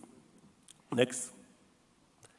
Regarding the balancing heritage conservation and development needs and responding to the Ngorongoro Declaration, we had the major activities were 2 regional workshops on World Heritage and educational institutions in Africa, which really put a highlight on the integration of the World Heritage thematics into educational curricula. The second part was involving African education institutions in implementation of the Convention on Sustainable Development. The third was the urgent need of building sustainable African capacity, drawing on the vast pool of expertise available at the African educational institutions. We also organized in June, as part of the first regional cooperation, which builds on the UNESCO Africa-China that I just mentioned earlier. Next. On heritage conservation, protection, and management pre-conflict and conflict post-conflict situation, Mali has been really at the front run in most of our program, which seeks the rehabilitation of cultural heritage and the safeguarding of the ancient manuscripts of Timbuktu with the support of the European Union and as well as the government of Spain.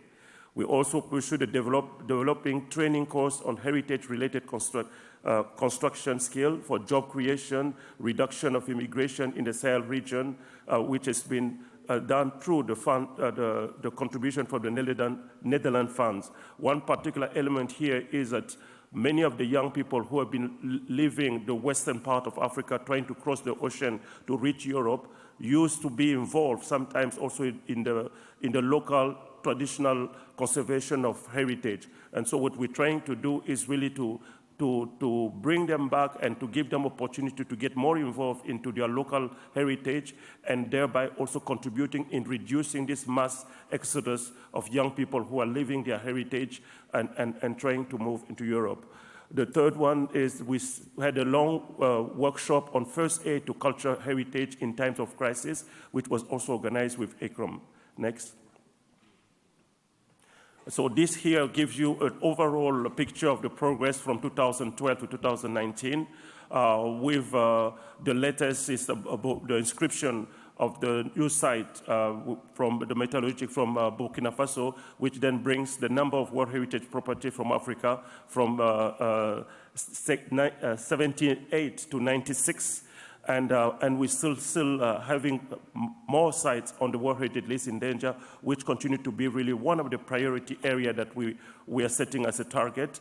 And we have the ratification of the South Sudan, which brought also the number of state parties to 46. We still remain one, which is Somalia, and we're hoping that the ratification will be concluded soon.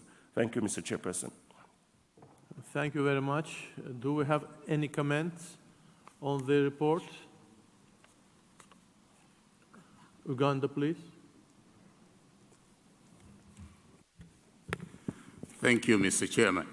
Mr. Chairman, voicing my remarks on behalf of the Africa Group A, the delegation of Uganda wishes to complement international, bilateral, regional, and local initiatives that catalyzed the synergies of the second periodic reporting initiative among the African states parties.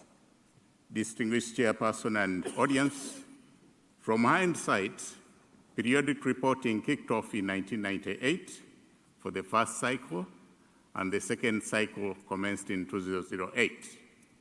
In stock-taking this second cycle, the Africa Group wishes to register satisfaction in the qualitative and quantitative improvement in periodic reporting expertise, and this is evident in the report of the World Heritage Center we have just listened to a short while ago. As a result, Mr. Chairman, the Africa region met most crucial benchmarks and milestones for the successes registered in the second periodic reporting cycle.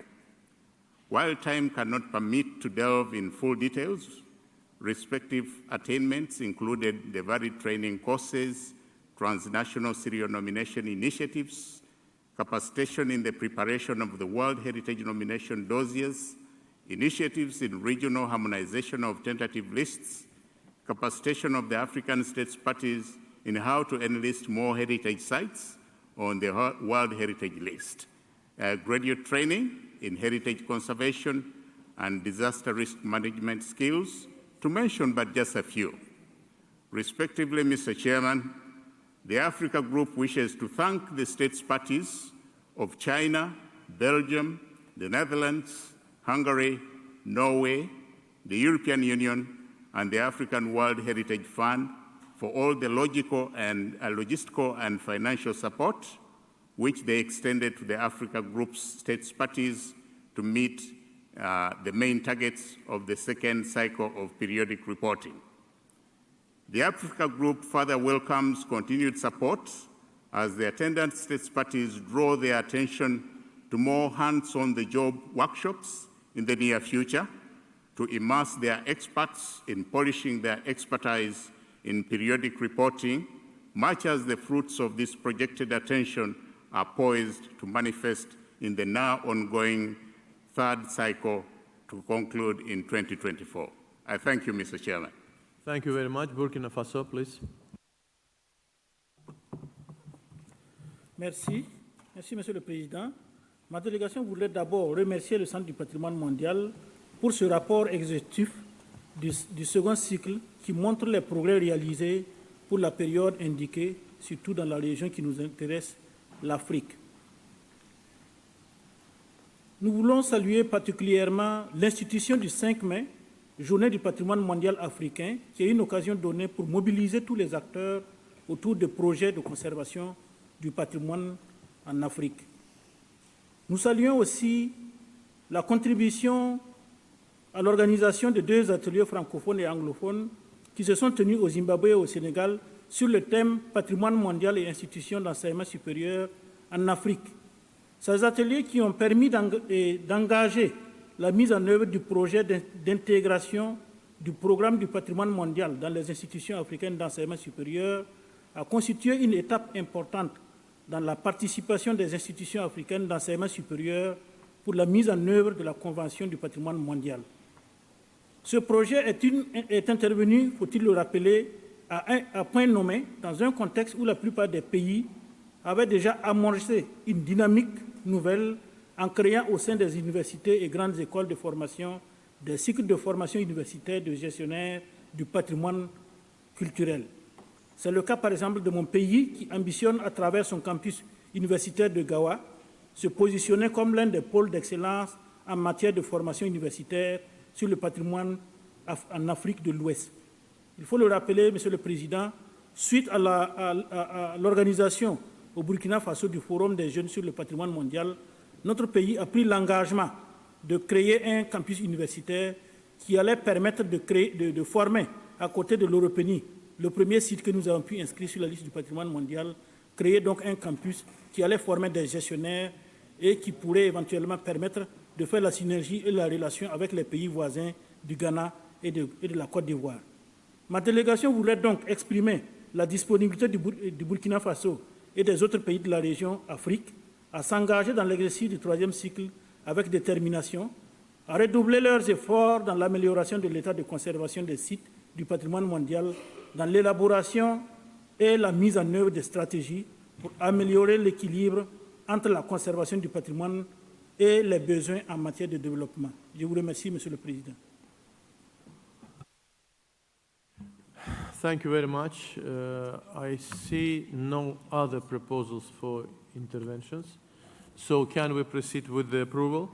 We don't have any additional information or draft provided, so I approve item 10A.2 approved. Thank you very much. Now I would like to give the floor to Ms. Maya Shire from the World Heritage Center to present us information concerning the Arab States region. Please, you are welcome. Thank you, Mr. Chair. The full text of this item can be found on page 11 of the English version of document 10A and on page 812 of the French version of document 10A. Excellencies, ladies and gentlemen, since 2011, and with the adoption of the regional program for the Arab states, one of the priorities has focused on the conservation of the cultural and natural heritage of countries affected by conflict, although this was not initially identified as a major priority for the program.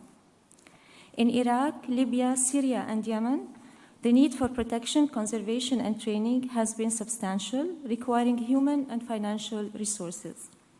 Working closely with the concerned UNESCO field offices and other entities, actions have focused on the regular monitoring of developments on the ground, on the rapid assessment of damage, and the provision of emergency support to affected areas. Actions have also comprised due reflection on the issue of post-conflict recovery of cultural heritage. From the operational point of view, ongoing support has been provided to UNESCO field offices in the Arab region in the implementation of the Convention and the conservation of heritage. Training workshops are also routinely organized. The regional program for the Arab states puts emphasis on the implementation of capacity building activities, as well as on the provision of technical support for the conservation and management of World Heritage properties. Within the framework of implementing the program, we have made significant progress over the past 2 years, despite some prevailing challenges. The progress comprises updating tentative lists for Bahrain, Iraq, Jordan, Kuwait, Lebanon, Tunisia, and the United Arab Emirates. It also comprised the provision of support for the inclusion of sites on the tentative lists of Algeria and Kuwait. Support was also extended to the Maghreb countries for potential nominations relating to oasis systems, and to Tunisia regarding the nomination process for cultural sites in Jerba. Furthermore, in the past 2 years, several reactive monitoring and advisory missions have taken place to several countries, including Lebanon, Algeria, Sudan, Egypt, Jordan, Morocco, and Tunisia. The planned reactive monitoring missions to Iraq and Socotra in Yemen have been postponed for logistic reasons. Assistance was provided to Iraq, Jordan, Lebanon, Libya, and Morocco and Oman in issues relating to boundary clarification and modification of World Heritage properties. In terms of capacity building, several training activities have been successfully carried out, including those in relation to sites of Failaka Island in Kuwait and Gerba in Tunisia. A workshop on cultural heritage impact assessments took place in Egypt in March of this year. In the context of safeguarding cultural heritage in conflict situations, activities have been carried out in relation to the ancient city of Aleppo and the site of Palmyra. Moreover, 2 international assistance projects have been recently launched, which would contribute to the recovery of World Heritage properties in Syria.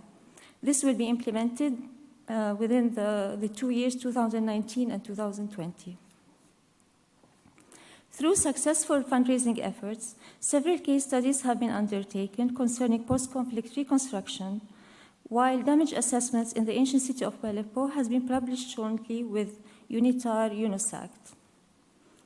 In conclusion, I would like to underscore the vital role of several partners in implementing the regional program for the Arab states. This includes the efforts of the national agencies in charge of World Heritage, the advisory bodies, and regional institutions such as the Arab League's Educational, Cultural, and Scientific Organization, ALEXO, and the Arab Regional Center for World Heritage, ARC-WH. ARC-WH, a Category 2 center based in Bahrain, has been providing significant support in the implementation of activities within the framework of the regional program. Finally, I would like to join my colleagues in highlighting the important collaboration that we have with the UNESCO offices in Amman, Baghdad and Erbil, Beirut, Cairo, Doha, Khartoum, Rabat, and Ramallah. And thank you for your attention. Thank you very much. Do we have any comments concerned with this report? I don't see any applies. So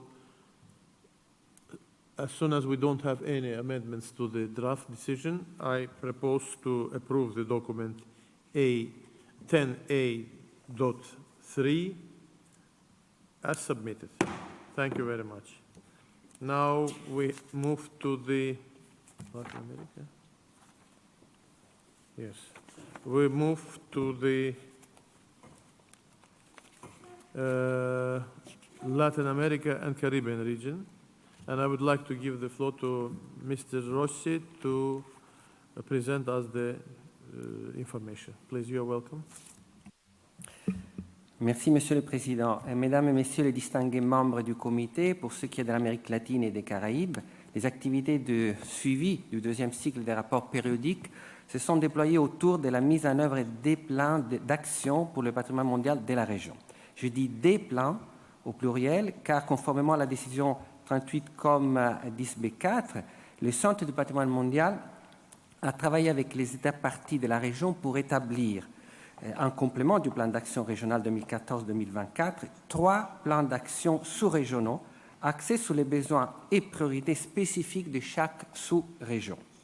À cet égard, des réunions sous-régionales ont été organisées pour adopter ces plans d'action respectivement à La Havane, Cuba en novembre 2014 pour les Caraïbes, à Cusco, Pérou en mai 2015 pour l'Amérique du Sud et à Zacatecas, Mexique, en avril 2018 pour le Mexique et l'Amérique centrale. On voit cette réunion dans la diapositive.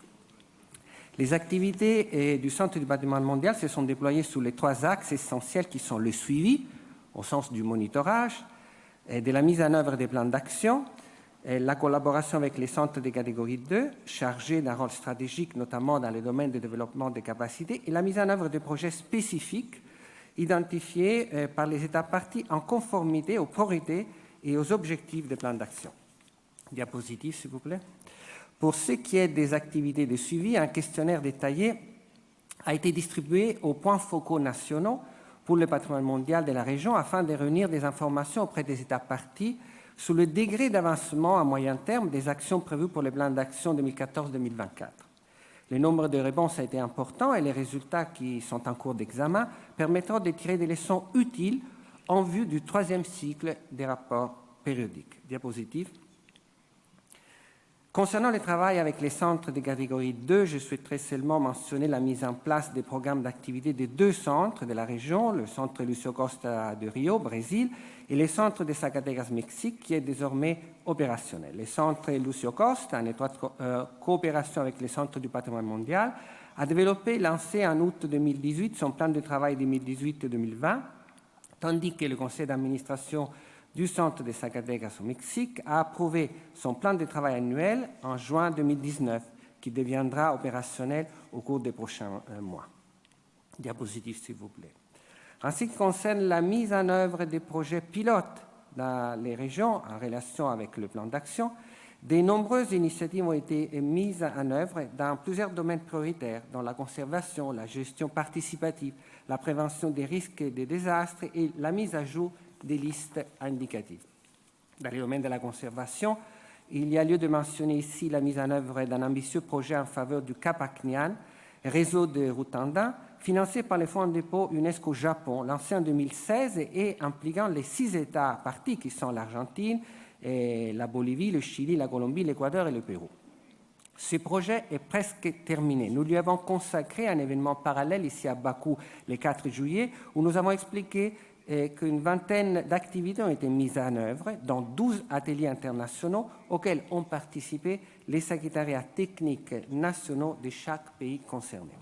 Une autre activité à signaler ici concerne la vallée de Viñales, Cuba, où un projet de formation a permis d'élaborer une stratégie de tourisme communautaire durable afin de favoriser une meilleure gestion du paysage culturel face à la croissance rapide du secteur du tourisme. Diapositive. Pour ce qui est de la gestion participative, dans la région du Pantanal au Paraguay, un projet pilote a associé les communautés locales de la région au renforcement des capacités en matière de conservation et gestion.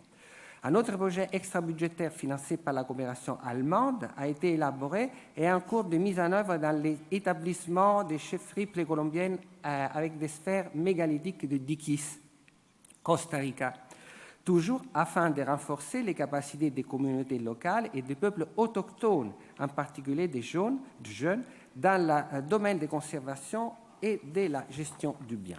Plusieurs activités ont eu lieu aussi dans le domaine de la gestion des risques.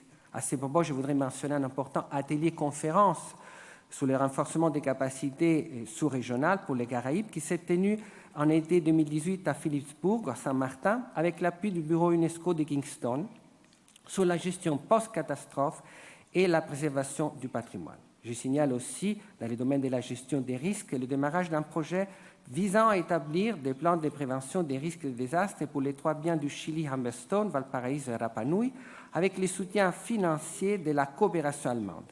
Un projet pour la ville de Quito, en Équateur, a été achevé en 2018 aussi, grâce au soutien financier de l'Agence espagnole de coopération internationale pour le développement.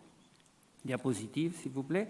Enfin, je voudrais signaler qu'une nouvelle méthodologie participative pilote a été mise à point par les Centres du patrimoine mondial en collaboration avec les organisations consultatives pour l'actualisation des listes indicatives. Elle est appliquée déjà au cas du Pérou et sera expérimentée aussi en Honduras prochainement. Ces 2 pays ont pu bénéficier d'un financement dans le cadre de l'assistance internationale prévue par la Convention afin justement d'actualiser leurs listes indicatives. Monsieur le Président, ce que je viens de présenter est loin d'être exhaustif et plus d'informations peuvent être trouvées dans les documents 43 com 10A ainsi que dans les 43 com 5A. Je vous remercie. Thank you. Thank you very much. May I ask whether any comments there? Guatemala, please. Gracias, señor presidente. Agradecemos el informe presentado por el Centro de Patrimonio Mundial.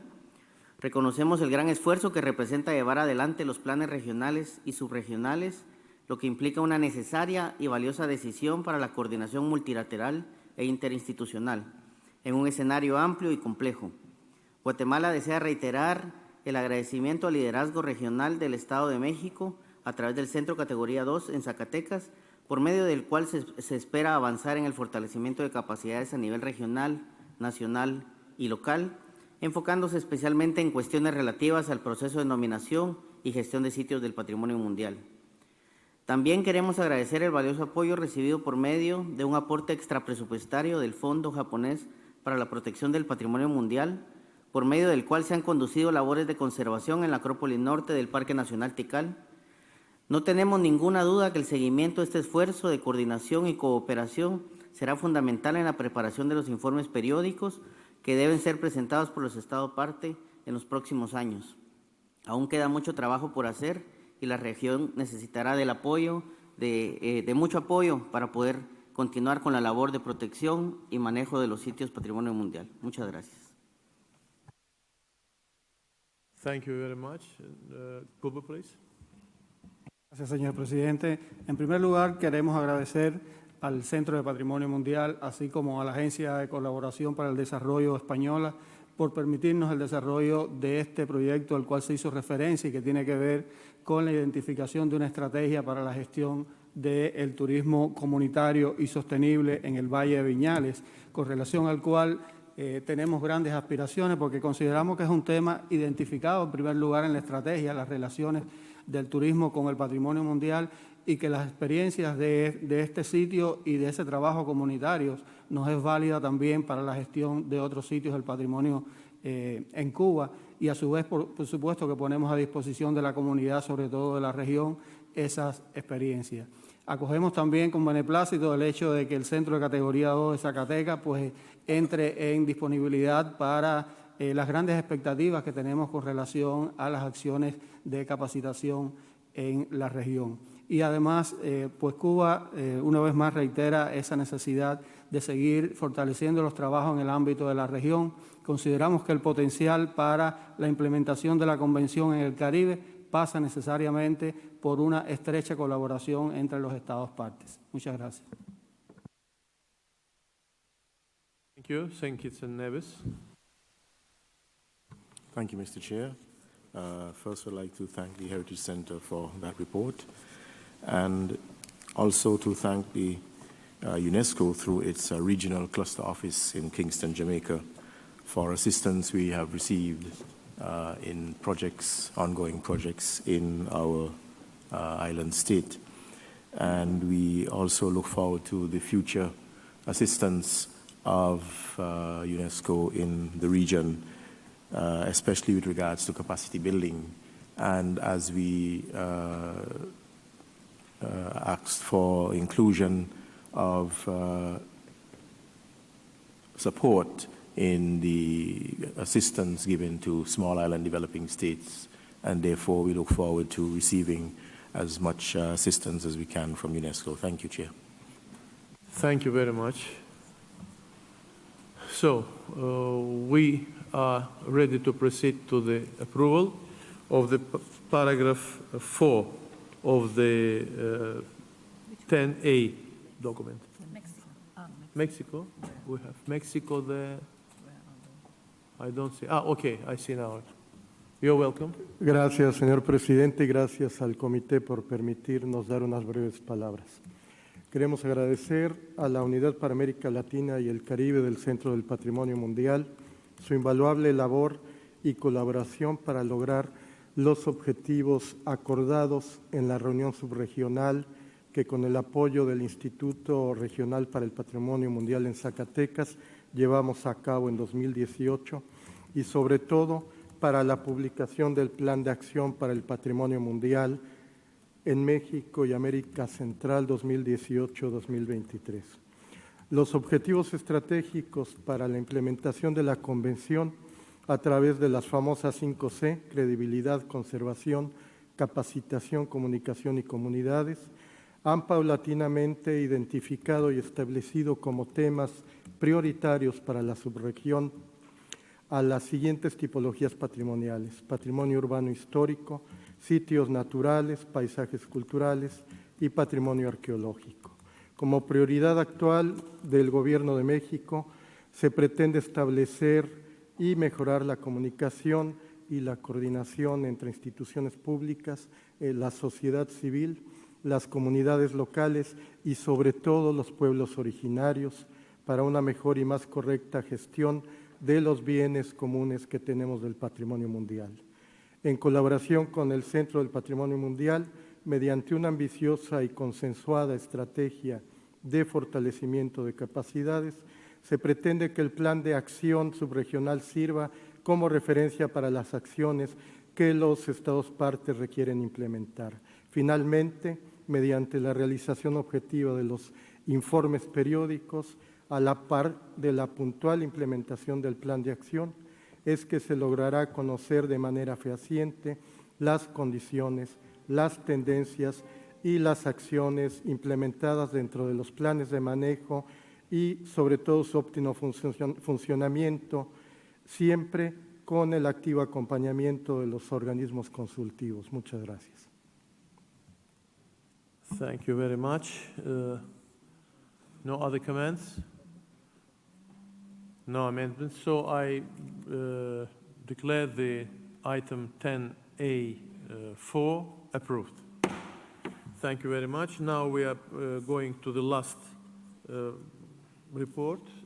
This is connected with the Europe and North America. So I would like to give the floor. Please, to the center, please. You're welcome. Merci, Monsieur le Président, Mesdames, Messieurs les membres du comité. Le rapport sur les activités de suivi du deuxième cycle de rapport périodique pour l'Europe et l'Amérique du Nord se trouve dans le document 10A, à la page 18 en anglais et à la page 19 en français. Ce rapport concerne donc deux sous-régions, l'Amérique du Nord et l'Europe. Leur plan d'action respectif a été adopté lors de la 39e session du comité en 2015. Nous avons d'ores et déjà un recul de 4 années sur leur mise en œuvre. Une présentation exhaustive des activités a été faite dans le cadre du rapport du secrétariat examiné par le comité sous le point 5A. Le document soumis 10A pour examen rappelle donc essentiellement la chronologie de la finalisation du second cycle ainsi que les principaux objectifs pour chaque sous-région des plans d'action. Pour l'Amérique du Nord, et en ce qui concerne le premier objectif du plan d'action, c'est-à-dire future liste indicative, il faut souligner que l'État partie des États-Unis d'Amérique a soumis une liste indicative révisée en avril 2017 et l'État partie du Canada en avril 2018. En ce qui concerne les autres objectifs du plan d'action, notamment le renforcement de la communication entre les gestionnaires de sites et la coopération en général dans la sous-région, le secrétariat n'a pas d'activité particulière à signaler.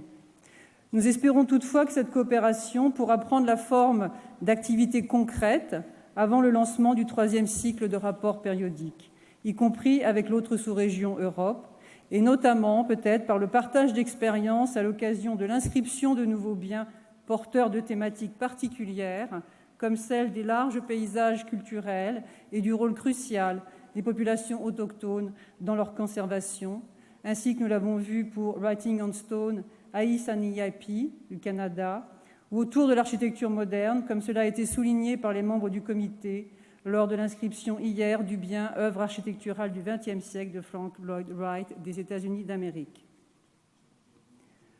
En ce qui concerne l'Europe, le plan d'action intitulé Plan d'action Helsinki est sensiblement différent. Il comporte 3 objectifs clés et est doté d'indicateurs quantitatifs. Certaines des activités d'ores et déjà conduites et des activités à venir sont rappelées dans le document 10A. Quelques remarques pour l'avenir peuvent toutefois être faites.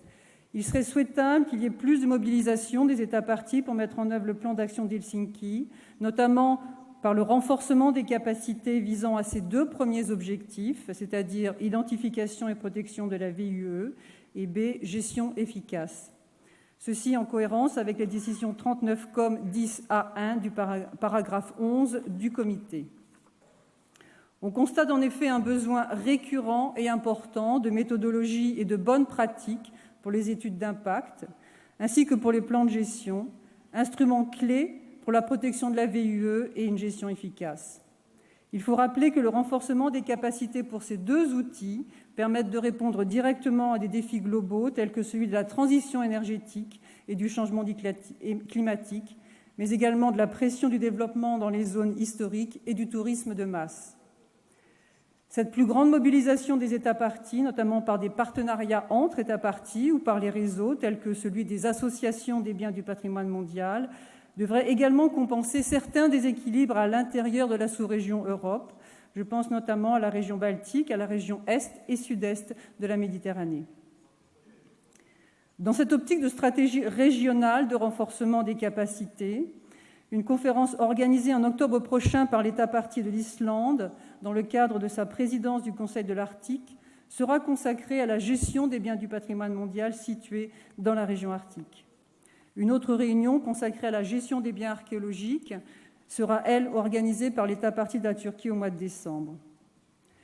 Les États parties des régions d'Europe centrale et du Sud-Est ont bénéficié d'activités de renforcement des capacités au niveau national pour la bonne gestion des biens du patrimoine mondial, dans le cadre, par exemple, de l'assistance internationale.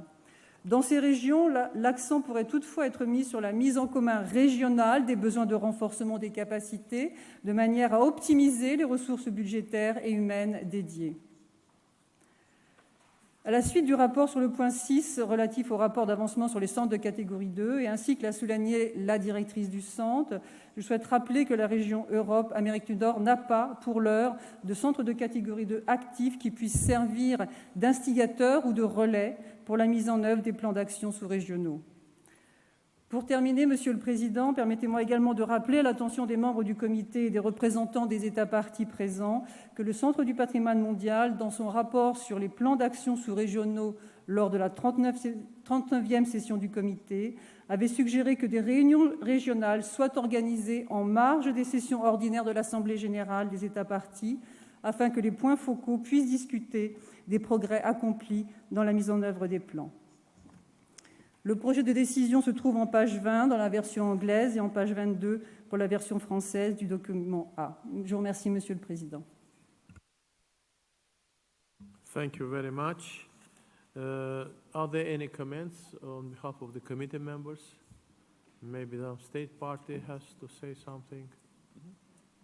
I don't see any applies. So we can proceed to the approval of the document 10A.5. Thank you, Mrs. Anatoly Gabriel, for the information, and we declare this point approved. Thank you very much. And with this, we close the item 10. 10A, sorry, 10A. And we move to item 10B. We will listen to the presentation of the progress report on the preparation of the third cycle of periodic reporting, which is contained in this document. I would like to give the floor to Mr. Tocherova from the World Heritage Center, who will introduce this item. Please, Madam, the floor is yours. Thank you, Mr. Chair. The document WHC/19/43-COM10B presents a report on the overall conduct and coordination of the third cycle of periodic reporting, which was launched by the committee. Next slide, please.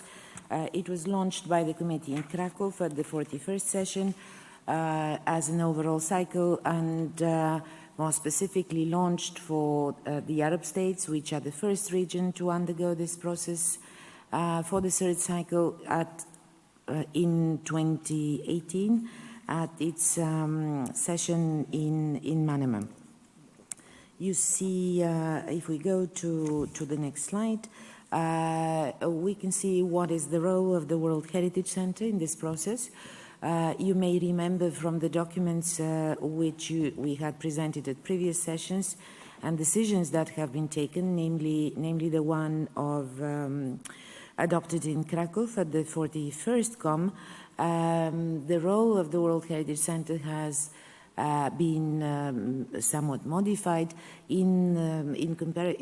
as well as the role of the states parties, because the exercise, it has been agreed, becomes a much more state party driven exercise, and therefore the center provides overall coordination of the process, facilitates the state party driven approach for the exercise, ensures a holistic approach across regions during the exercise, and develops guidance tools and analysis. If we go to the next slide, you can see the overall process, what it actually involves, and it's valid for all the regions. Reporting in regions, submission of periodic reporting questionnaires, regional reports, regional action plans, implementation. So this is, let's say, what the cycle involves with regard to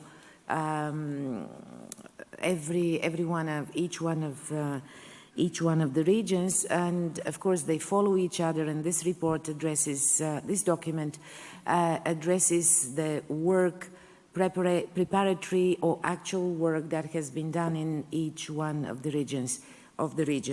As mentioned, the Arab states are the first ones to start the process, followed by Africa, followed by Asia Pacific, followed by Latin America and the Caribbean, and Europe and North America, who will actually start the exercise in 2022. The document also reports on the collaboration in the framework of this exercise with the Category 2 centers in the respective regions, which play a very important role, and they have taken upon themselves a lot of responsibilities for the good conduct of this exercise in their respective regions. And the Arab Regional Center for World Heritage, ARC-WH, has been a key partner in the process of periodic reporting in the Arab states regions. It provided a lot of assistance, technical support, translation of questionnaire and other documents, as well as the handbook of site managers into Arabic, to ensure understanding of questions and concepts. It has also acted and continues to do so as a help desk for Arabic-speaking site managers and focal points, and very importantly has organized a series of training workshops and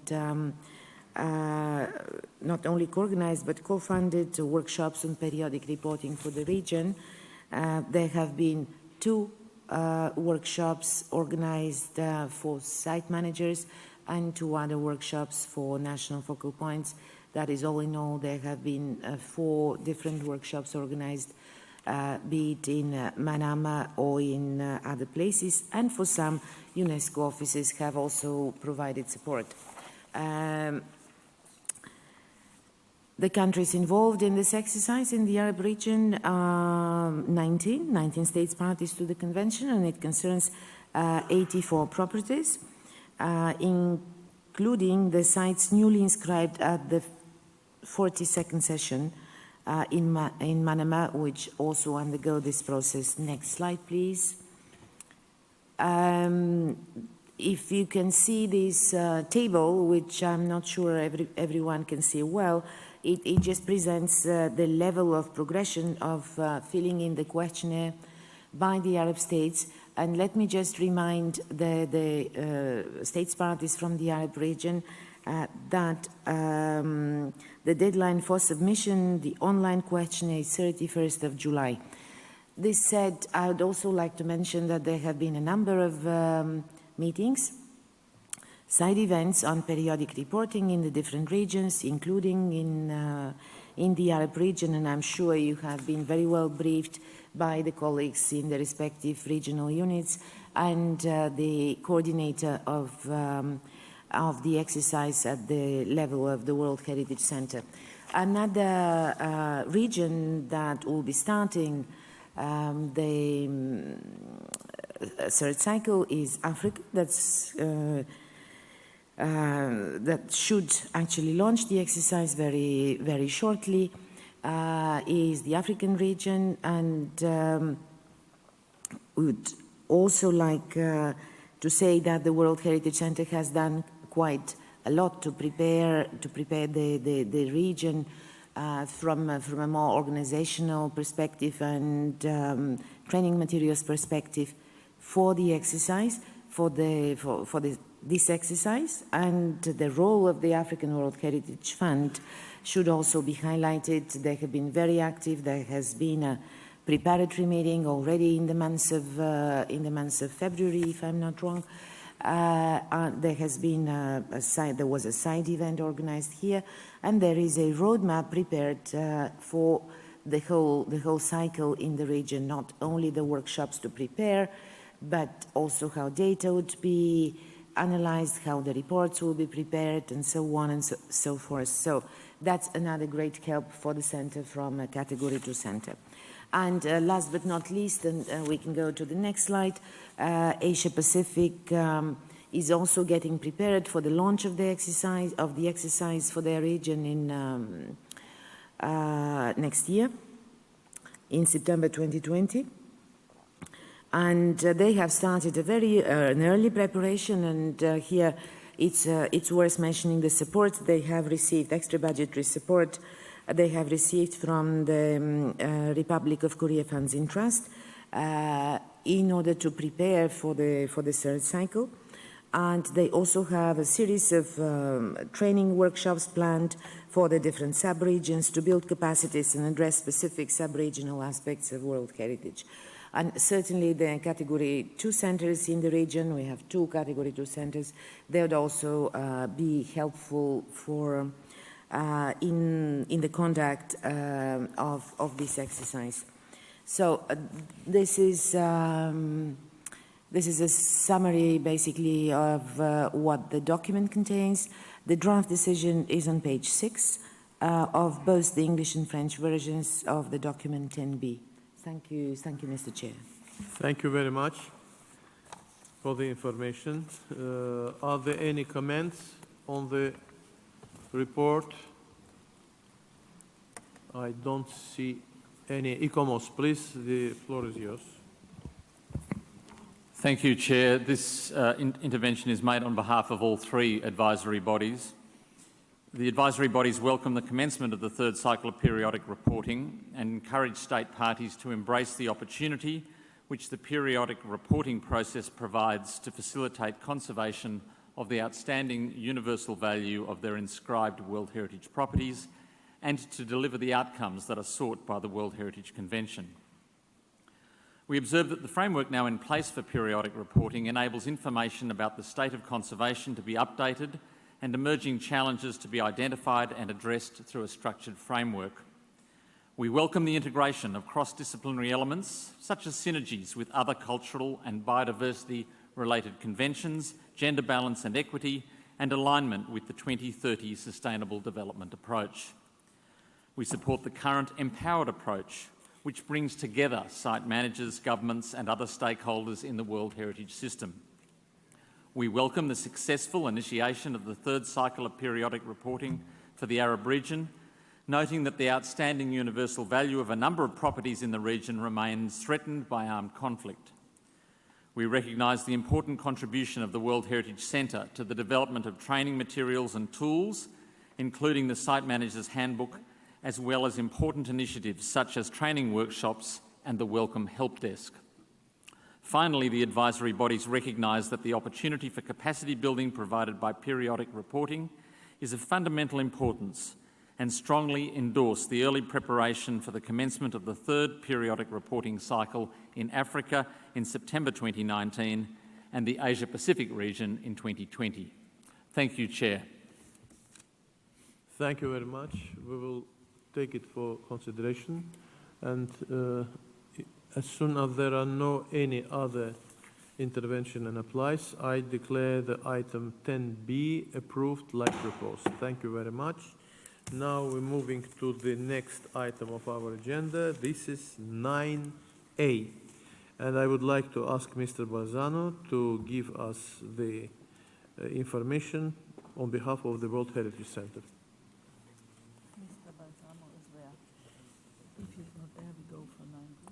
I don't see Mr. Barzano. He's probably running in. He's running. He's coming, so from behind.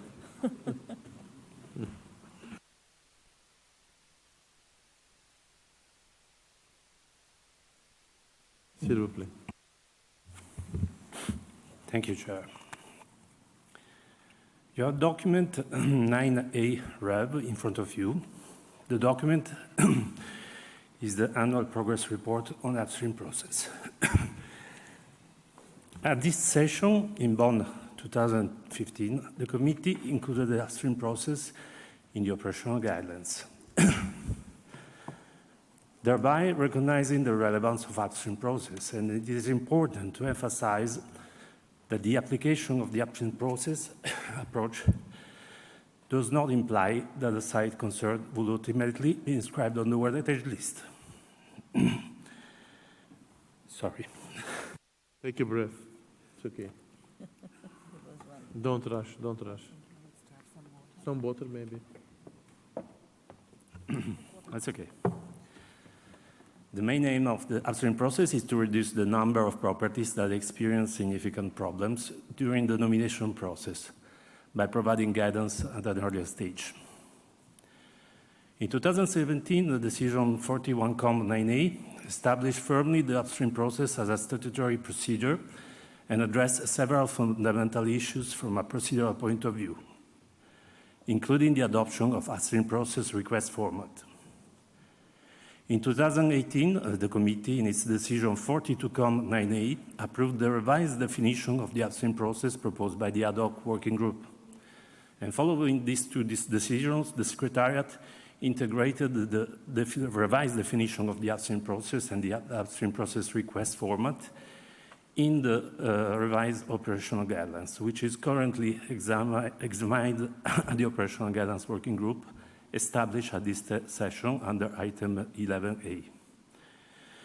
It is important to note that the definition of upstream process, as approved by the committee, states that the upstream process comprises advice, consultation, and analysis that occurs prior to the preparation of a nomination, and therefore, once a draft or an official nomination dossier for a site is submitted by a state party, an upstream process request concerning the same site could not longer be considered. Concerning the implementation of the upstream process request received by the 31st March 2018 deadline, I would like to recall you that by this first deadline, 16 requests were received. Unlike the nomination process, which is regulated by a set of well-defined procedures, modalities, formats, and a precise timetable, this is not yet the case for the upstream process, due to the fact that it is a relatively new process that is applied on a voluntary basis and that it may concern different options, depending on the requirements and the expectation of the respective state parties, availability and type of financing. Therefore, after the selection of requests is endorsed by the committee, the way support will be delivered may differ from one case to another, and the mechanism and modalities of responses to requests will certainly have to be refined and improved in the forthcoming years, based on practice and the lessons learned. The requests received in 2018 have progressed in different ways. For some requests, support has been given and their implementation is well advanced. For all other requests, the advisory bodies have already assessed the scope of support requested in terms of expertise, desk studies, and/or site visits and workshops. The budget proposal for this request are being finalized, and most of the respective state parties have been contacted by the advisory bodies. Regarding the 31 March 2019 deadline, a total of 25 new upstream process requests were received. Most notably, this list includes 7 state parties with up to 3 properties on the World Heritage List, which is quite remarkable in light of the global strategy. The World Heritage Center and the advisory bodies would also like to note with satisfaction that 14 of the 25 new requests concern the revision of the tentative lists. This number shows that the state parties are effectively undertaking the upstream process by seeking advice from earlier stage of the nomination process. On the basis of the combination of all criteria outlined in Decision 41-9A, the World Heritage Center established a list of all received requests in order of priority, and this list is presented in Annex 1 of Document 9A in front of you. Despite the fact that the number of requests received exceed the cap of 10 new upstream process requests per year set in the same decision, the World Heritage Center and the advisory bodies agreed again to make an effort in trying to accommodate all of the requests within the limits of time and resources, at least in screening requests and advising on appropriate approaches and methodologies. Also, given the number of requests received, it is suggested to set the next deadline for for receiving upstream process requests at 31 March 2020. We would also like to note that a special budget line in the World Heritage Fund dedicated to financing upstream process requests is proposed for the biennium 2020-2021 with an amount of $100,000. However, we are aware that this amount is not enough to cover all the requests, and the committee may wish to invite state parties to consider financially contributing to the implementation of requests received from least developed countries, low-income and lower middle-income countries, and small island developing countries. Finally, I would like to recall Decision 41-9A, paragraph 18, which recommended that Category 2 centers also integrate upstream work into their capacity-building initiatives and use successful models, such as the African World Heritage Fund program, in this regard. The Secretariat is exploring the possibility of organizing similar kind of courses in other regions and sub-regions where this activity may support the needs of state parties, provided that funds are made available. And draft decision is on page 5 of both the English and French version of document 9A Rev. Thank you, Chair. Thank you very much for the presentation. Can I apply to the advisory body for this report? Comment, please? Who is going to? E-commerce, okay. Thank you. Merci, Monsieur le Président. Cette intervention est faite au nom des 3 organisations consultatives. Ces dernières années, les organisations consultatives se sont engagées à promouvoir le processus en amont et à apporter des conseils aux États parties dans la mesure de leurs moyens. Le processus en amont est désormais formalisé et les organisations consultatives se réjouissent du vif intérêt qu'il a généré auprès des États parties. Le processus en amont doit rester un outil flexible qui s'adapte aux besoins des États parties en termes de réponse et de mise en œuvre. Les demandes varient dans leur nature et récemment, pour beaucoup, portent sur l'étape initiale que constituent les listes indicatives. Les organisations consultatives considèrent que le processus en amont constitue également une opportunité de renforcer les capacités dans le long terme. Tout en renouvelant leur soutien au processus en amont, les organisations consultatives considèrent que ce processus devrait être renforcé pour lui permettre de continuer à livrer une contribution adaptée pour l'élaboration de listes indicatives robustes et favoriser la soumission de propositions d'inscription de qualité. Il faudrait alors pouvoir disposer de ressources complémentaires pour s'assurer de l'appui administratif nécessaire à une mise en œuvre régulière de ce nouveau processus statutaire. Il conviendrait simultanément de comprendre et de définir plus clairement comment le processus en amont s'articule avec le renforcement des capacités pour la préparation des propositions d'inscription, pour le travail sur la révision des listes indicatives et comment il pourrait s'articuler avec le processus d'analyse préliminaire dans le cas où ce dernier est approuvé et adopté. Merci, Monsieur le Président. Thank you very much. Now we come to the comments. Norway, please. Thank you, Chair, for giving Norway the floor. First of all, allow us to extend our gratitude to the World Heritage Centre and the advisory bodies for this comprehensive report on an item which is actually very important. We're very happy to see that of the 24 requests that were submitted, 15 of those are about revision of tentative lists. And we find this very important, that the states parties are utilizing this important tool in the earliest stage of a potential nomination process. We're also very, very glad to see that 7 of these requests are coming from countries with less than 3 World Heritage areas on the list.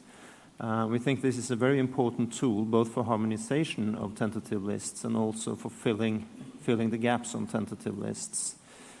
So thank you, Chair. Burkina Faso, please.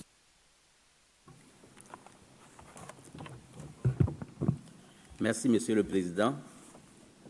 Le Burkina Faso reconnaît la pertinence de l'initiative processus en amont qui permet d'améliorer les propositions d'inscription et félicite le Centre du patrimoine mondial et les organisations consultatives qui continuent d'accorder toute l'attention qui sied pour l'analyse des dossiers soumis par les États parties malgré le nombre croissant allant de 16 à 25, alors que le nombre attendu est de 10 dossiers par an. Cela confirme l'intérêt qu'accordent les États parties à cet outil précieux pour réaliser les objectifs de la stratégie globale pour une liste du patrimoine mondial équilibrée, représentative et crédible. Permettez-nous de rappeler à cet égard que l'objectif à terme du processus en amont est d'aider les États qui en font la demande à bien préparer leur dossier d'inscription et de parvenir avec des bons résultats à corriger le déséquilibre de la liste du patrimoine mondial et notamment la sous-représentation du patrimoine de certaines régions notamment.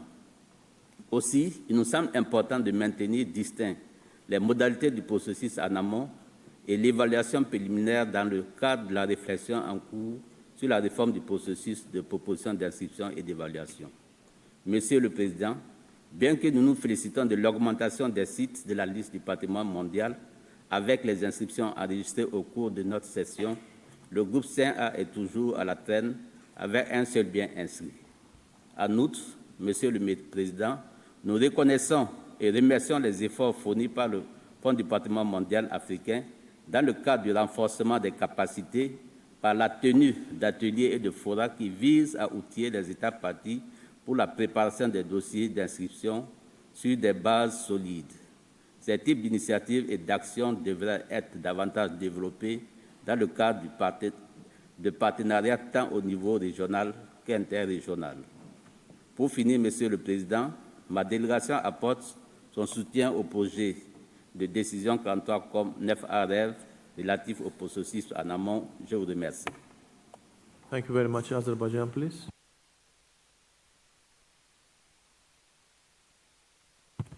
Thank you very much, Mr. Chairperson. First of all, I would like to thank Secretariat and Advisory Body for the clear report, and we are happy to see the progress made both by state parties submitting such requests for upstream process and the Center and Advisory Bodies processing them. Our delegation have always mentioned the importance of dialogue, and we clearly see upstream process as a mechanism for such dialogue, and we think that its implementation is success. And of course, our position is that the early advice is crucial for later success, so we encourage state parties for joining upstream already in the revision of the tentative list where possible. Also, just to mention that the upstream process was discussed also during the ad hoc working group deliberations, specifically in regards to the newly proposed concept of preliminary assessment, and we believe that if approved, these two concepts should develop in harmony with each other. And finally, just to mention that we invite Secretariat to focus and concentrate more on awareness raising for explaining state parties the advantages of the upstream process, so that we could engage with more and more state parties with regard to this process. Thanks so much, Mr. Chairperson. Thank you very much. As far as I don't see any other applies, may I ask for any amendments? Are there any? I have no amendments for 9. Thank you. Thank you very much.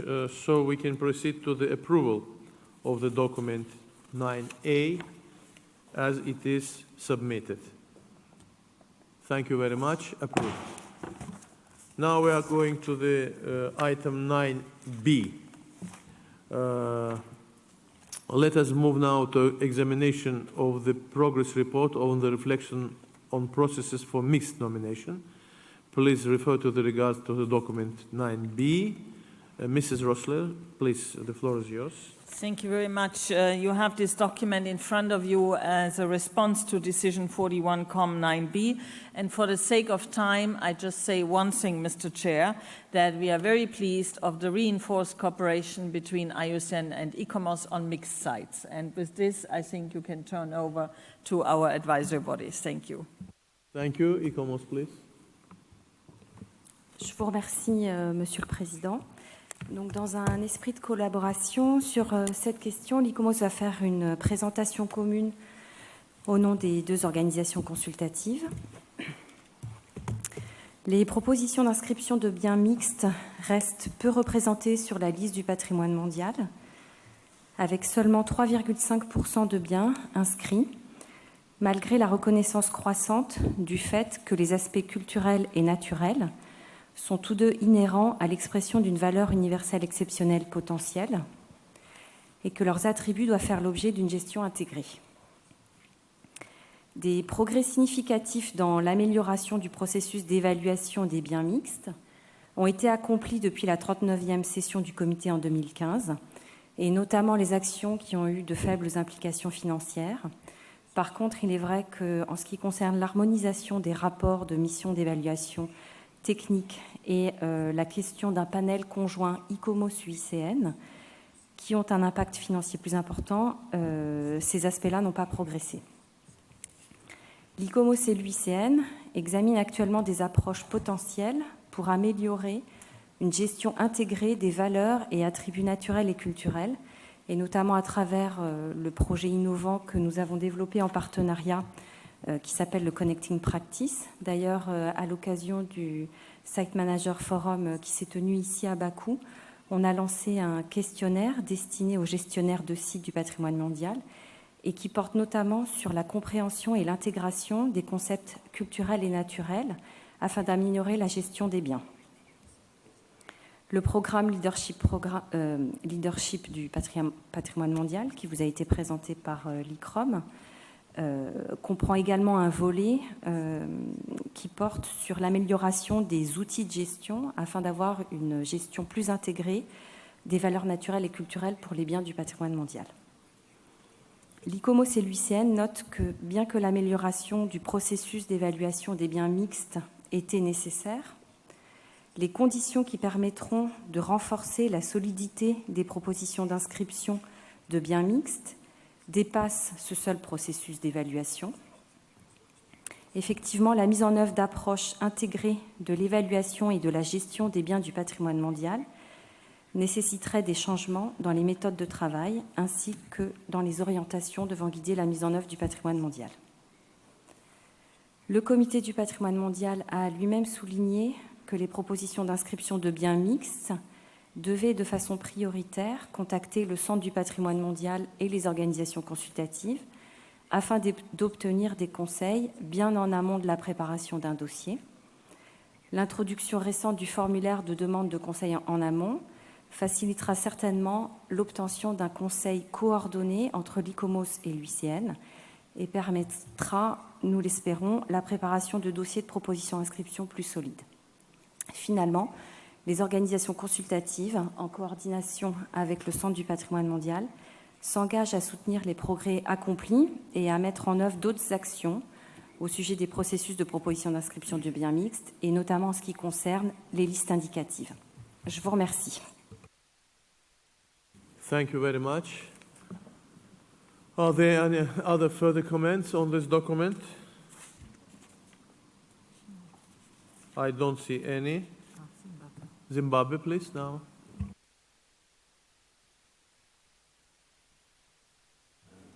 Thank you, Chair. The Zimbabwean delegation would like to acknowledge the report submitted by the World Heritage Center and Advisory Body pursuant to Decision 41-9B. We commend the Center and Advisory Body for the support that gives a clear reflection on the manner in which ICOMOS and IUCN are collaborating with regards to the analysis of mixed sites. This is typically reflected in the project Connecting Practices. We also note in its conceptual training programs, ICROM is integrating natural and cultural heritage in its World Heritage Leadership programs. This is particularly important for Africa heritage properties where the natural and cultural dichotomy sodomly exists. Mr. Chair, the report further enlightens us on how the advisory bodies are collaborating in a number of activities, including coordination in tentative listing, interaction on the World Heritage Panel, as well as the harmonization of approaches to mission reports. We are hopeful that this positive coordination will in future be reflected in the jointly agreed recommendations for mixed sites. It is our sincere belief that such collaboration will positively impact the review process for future nominations. Against this background, Mr. Chair, we believe strengthening this process provides a framework for strategic action towards the presentation of high-quality nomination dossiers, particularly for the African continent. We believe this is a positive move towards the promotion and completion of credible World Heritage lists. Once again, I commend the advisory bodies in this regards and urge them to continue with the efforts, as this is a critical component in the evolution and perpetuation of the World Heritage ideals. Thank you. Thank you very much. Uganda, please.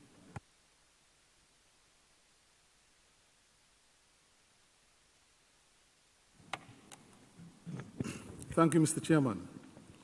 The delegation of Uganda would like to extend its sincere appreciation to the World Heritage Center, IUCN, and ICOMOS for the tremendous progress on the reflection process for mixed nominations.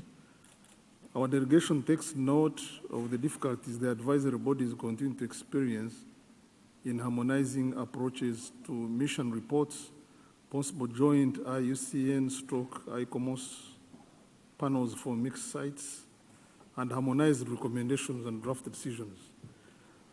We feel that the continued evaluation of these aspects should be maintained to assess their practical application in the nomination process. Our delegation therefore hopes that the advisory bodies will furnish this committee with yet another progress report on these aspects at the next committee session.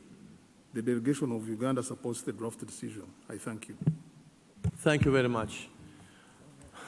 No comment anymore, and there are no questions to be answered, so no amendment to the draft as far as I know. So thank you very much. Can we approve the document in whole as proposed? So 43.9b is also approved as amended. Thank you very much. Now we are moving to the item 11b, which concerns the policy compendium. I would like to invite Mrs. Tocherova to present this item, please. Thank you, Mr. Chair. The policy compendium document 10B presents the work that have been done since the decision of the committee at its 42nd session, which approved the draft policy compendium presented to it after the first phase of work on the compendium, and which requested further work during the second phase concerning consistency and review of the content, but mostly the development of an online tool to facilitate the use of the compendium by those for whom it is intended, like the states, parties, authorities, experts, academics, and so on. It's probably worth reminding that the work concerning for the first time, the question concerning policy guidelines, which later became policy compendium, was raised at the 35th session, and it took a certain period of time between this first decision of the committee until funds were raised, generously provided by the government of Australia for the work on this project.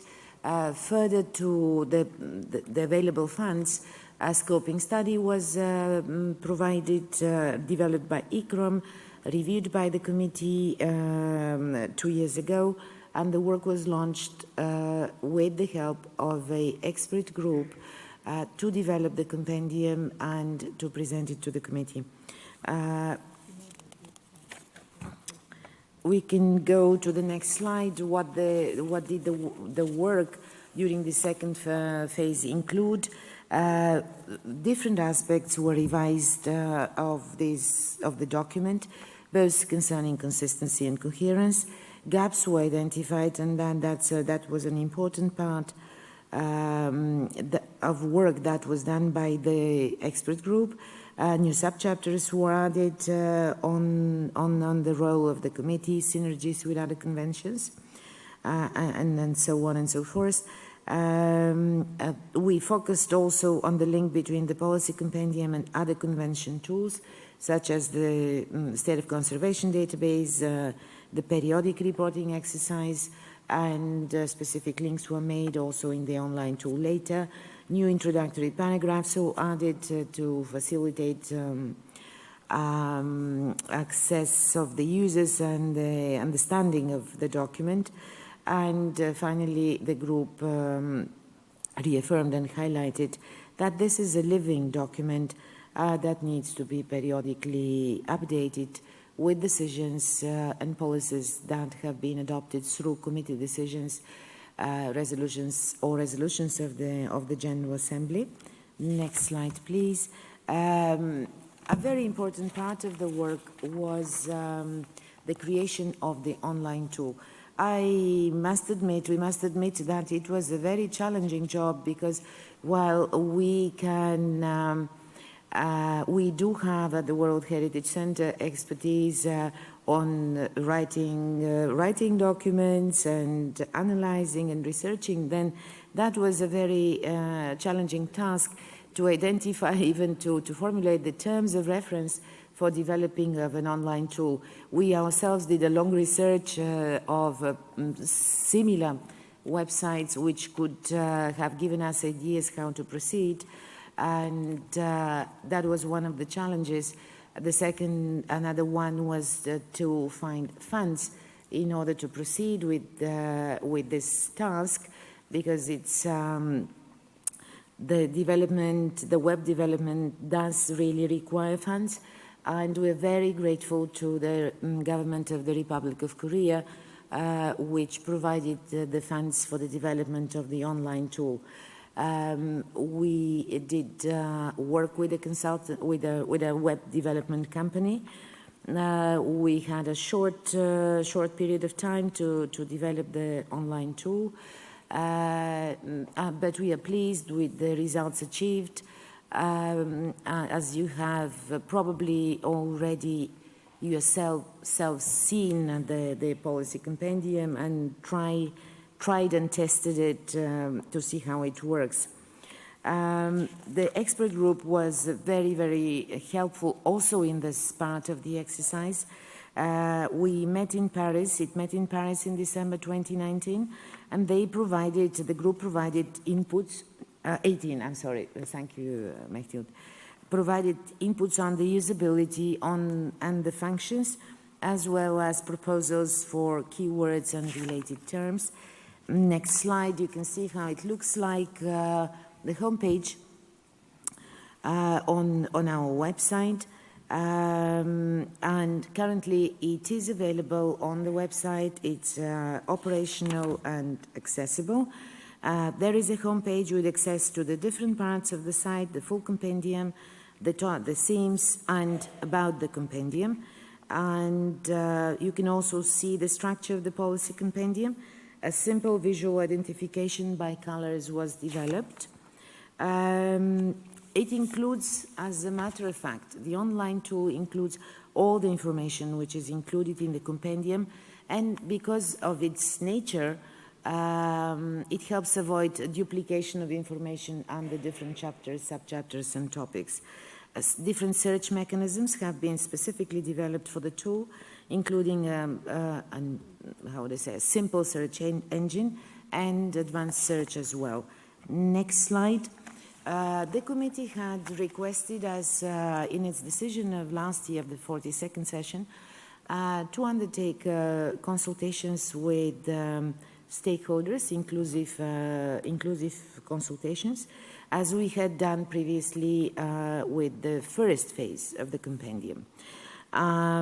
Such consultations are organized in the course of April and May.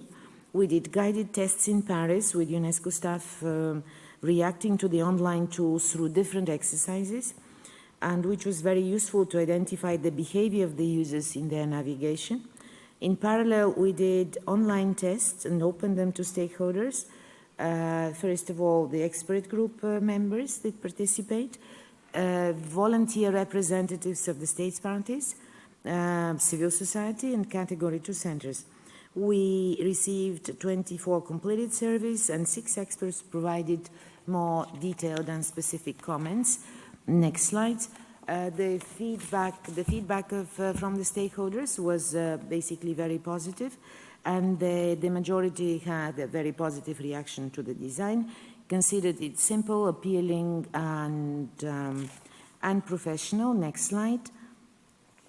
They really received high ratings with regard to the easiness to understand and its usefulness. And also, we did the online tests within a period of, let's say, a month between them, and already between the 2 tests, we had introduced some improvements, which actually increased the ratings from the participants in the second group. Altogether, the online tool was considered as intuitive, easy to navigate, and useful for work. Next slide, please.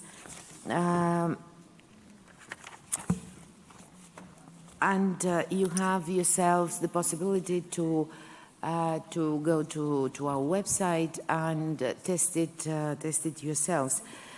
We had organized last night a side event on the policy compendium, where we presented some more details concerning the making of the compendium and demonstrated how the tool works. And I suppose a number among you have attended the event and have seen a little bit more details, which we cannot present here, as to the functioning of the tool.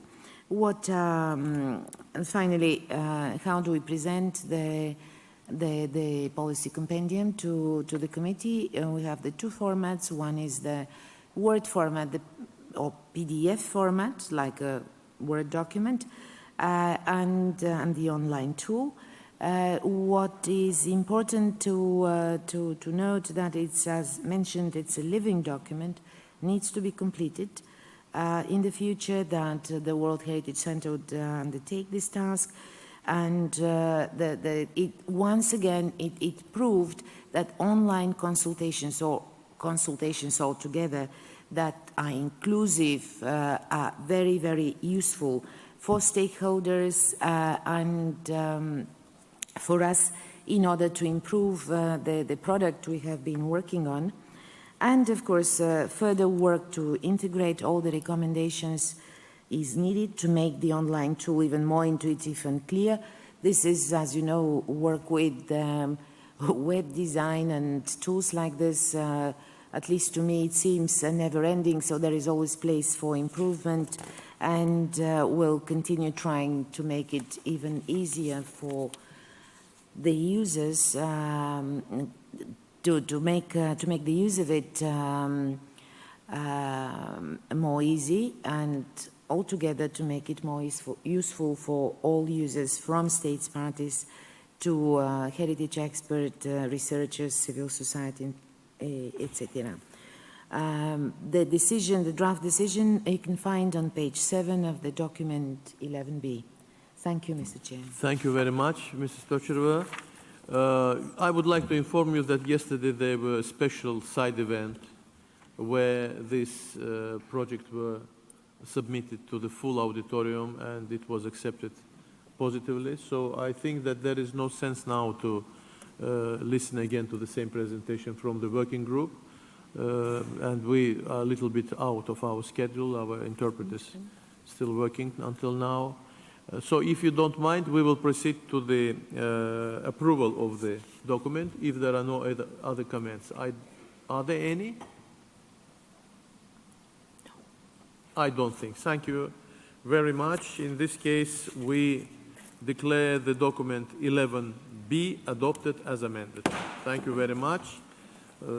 So luckily, we managed to put everything in time. Tomorrow, we will go again to the discussion of the left items.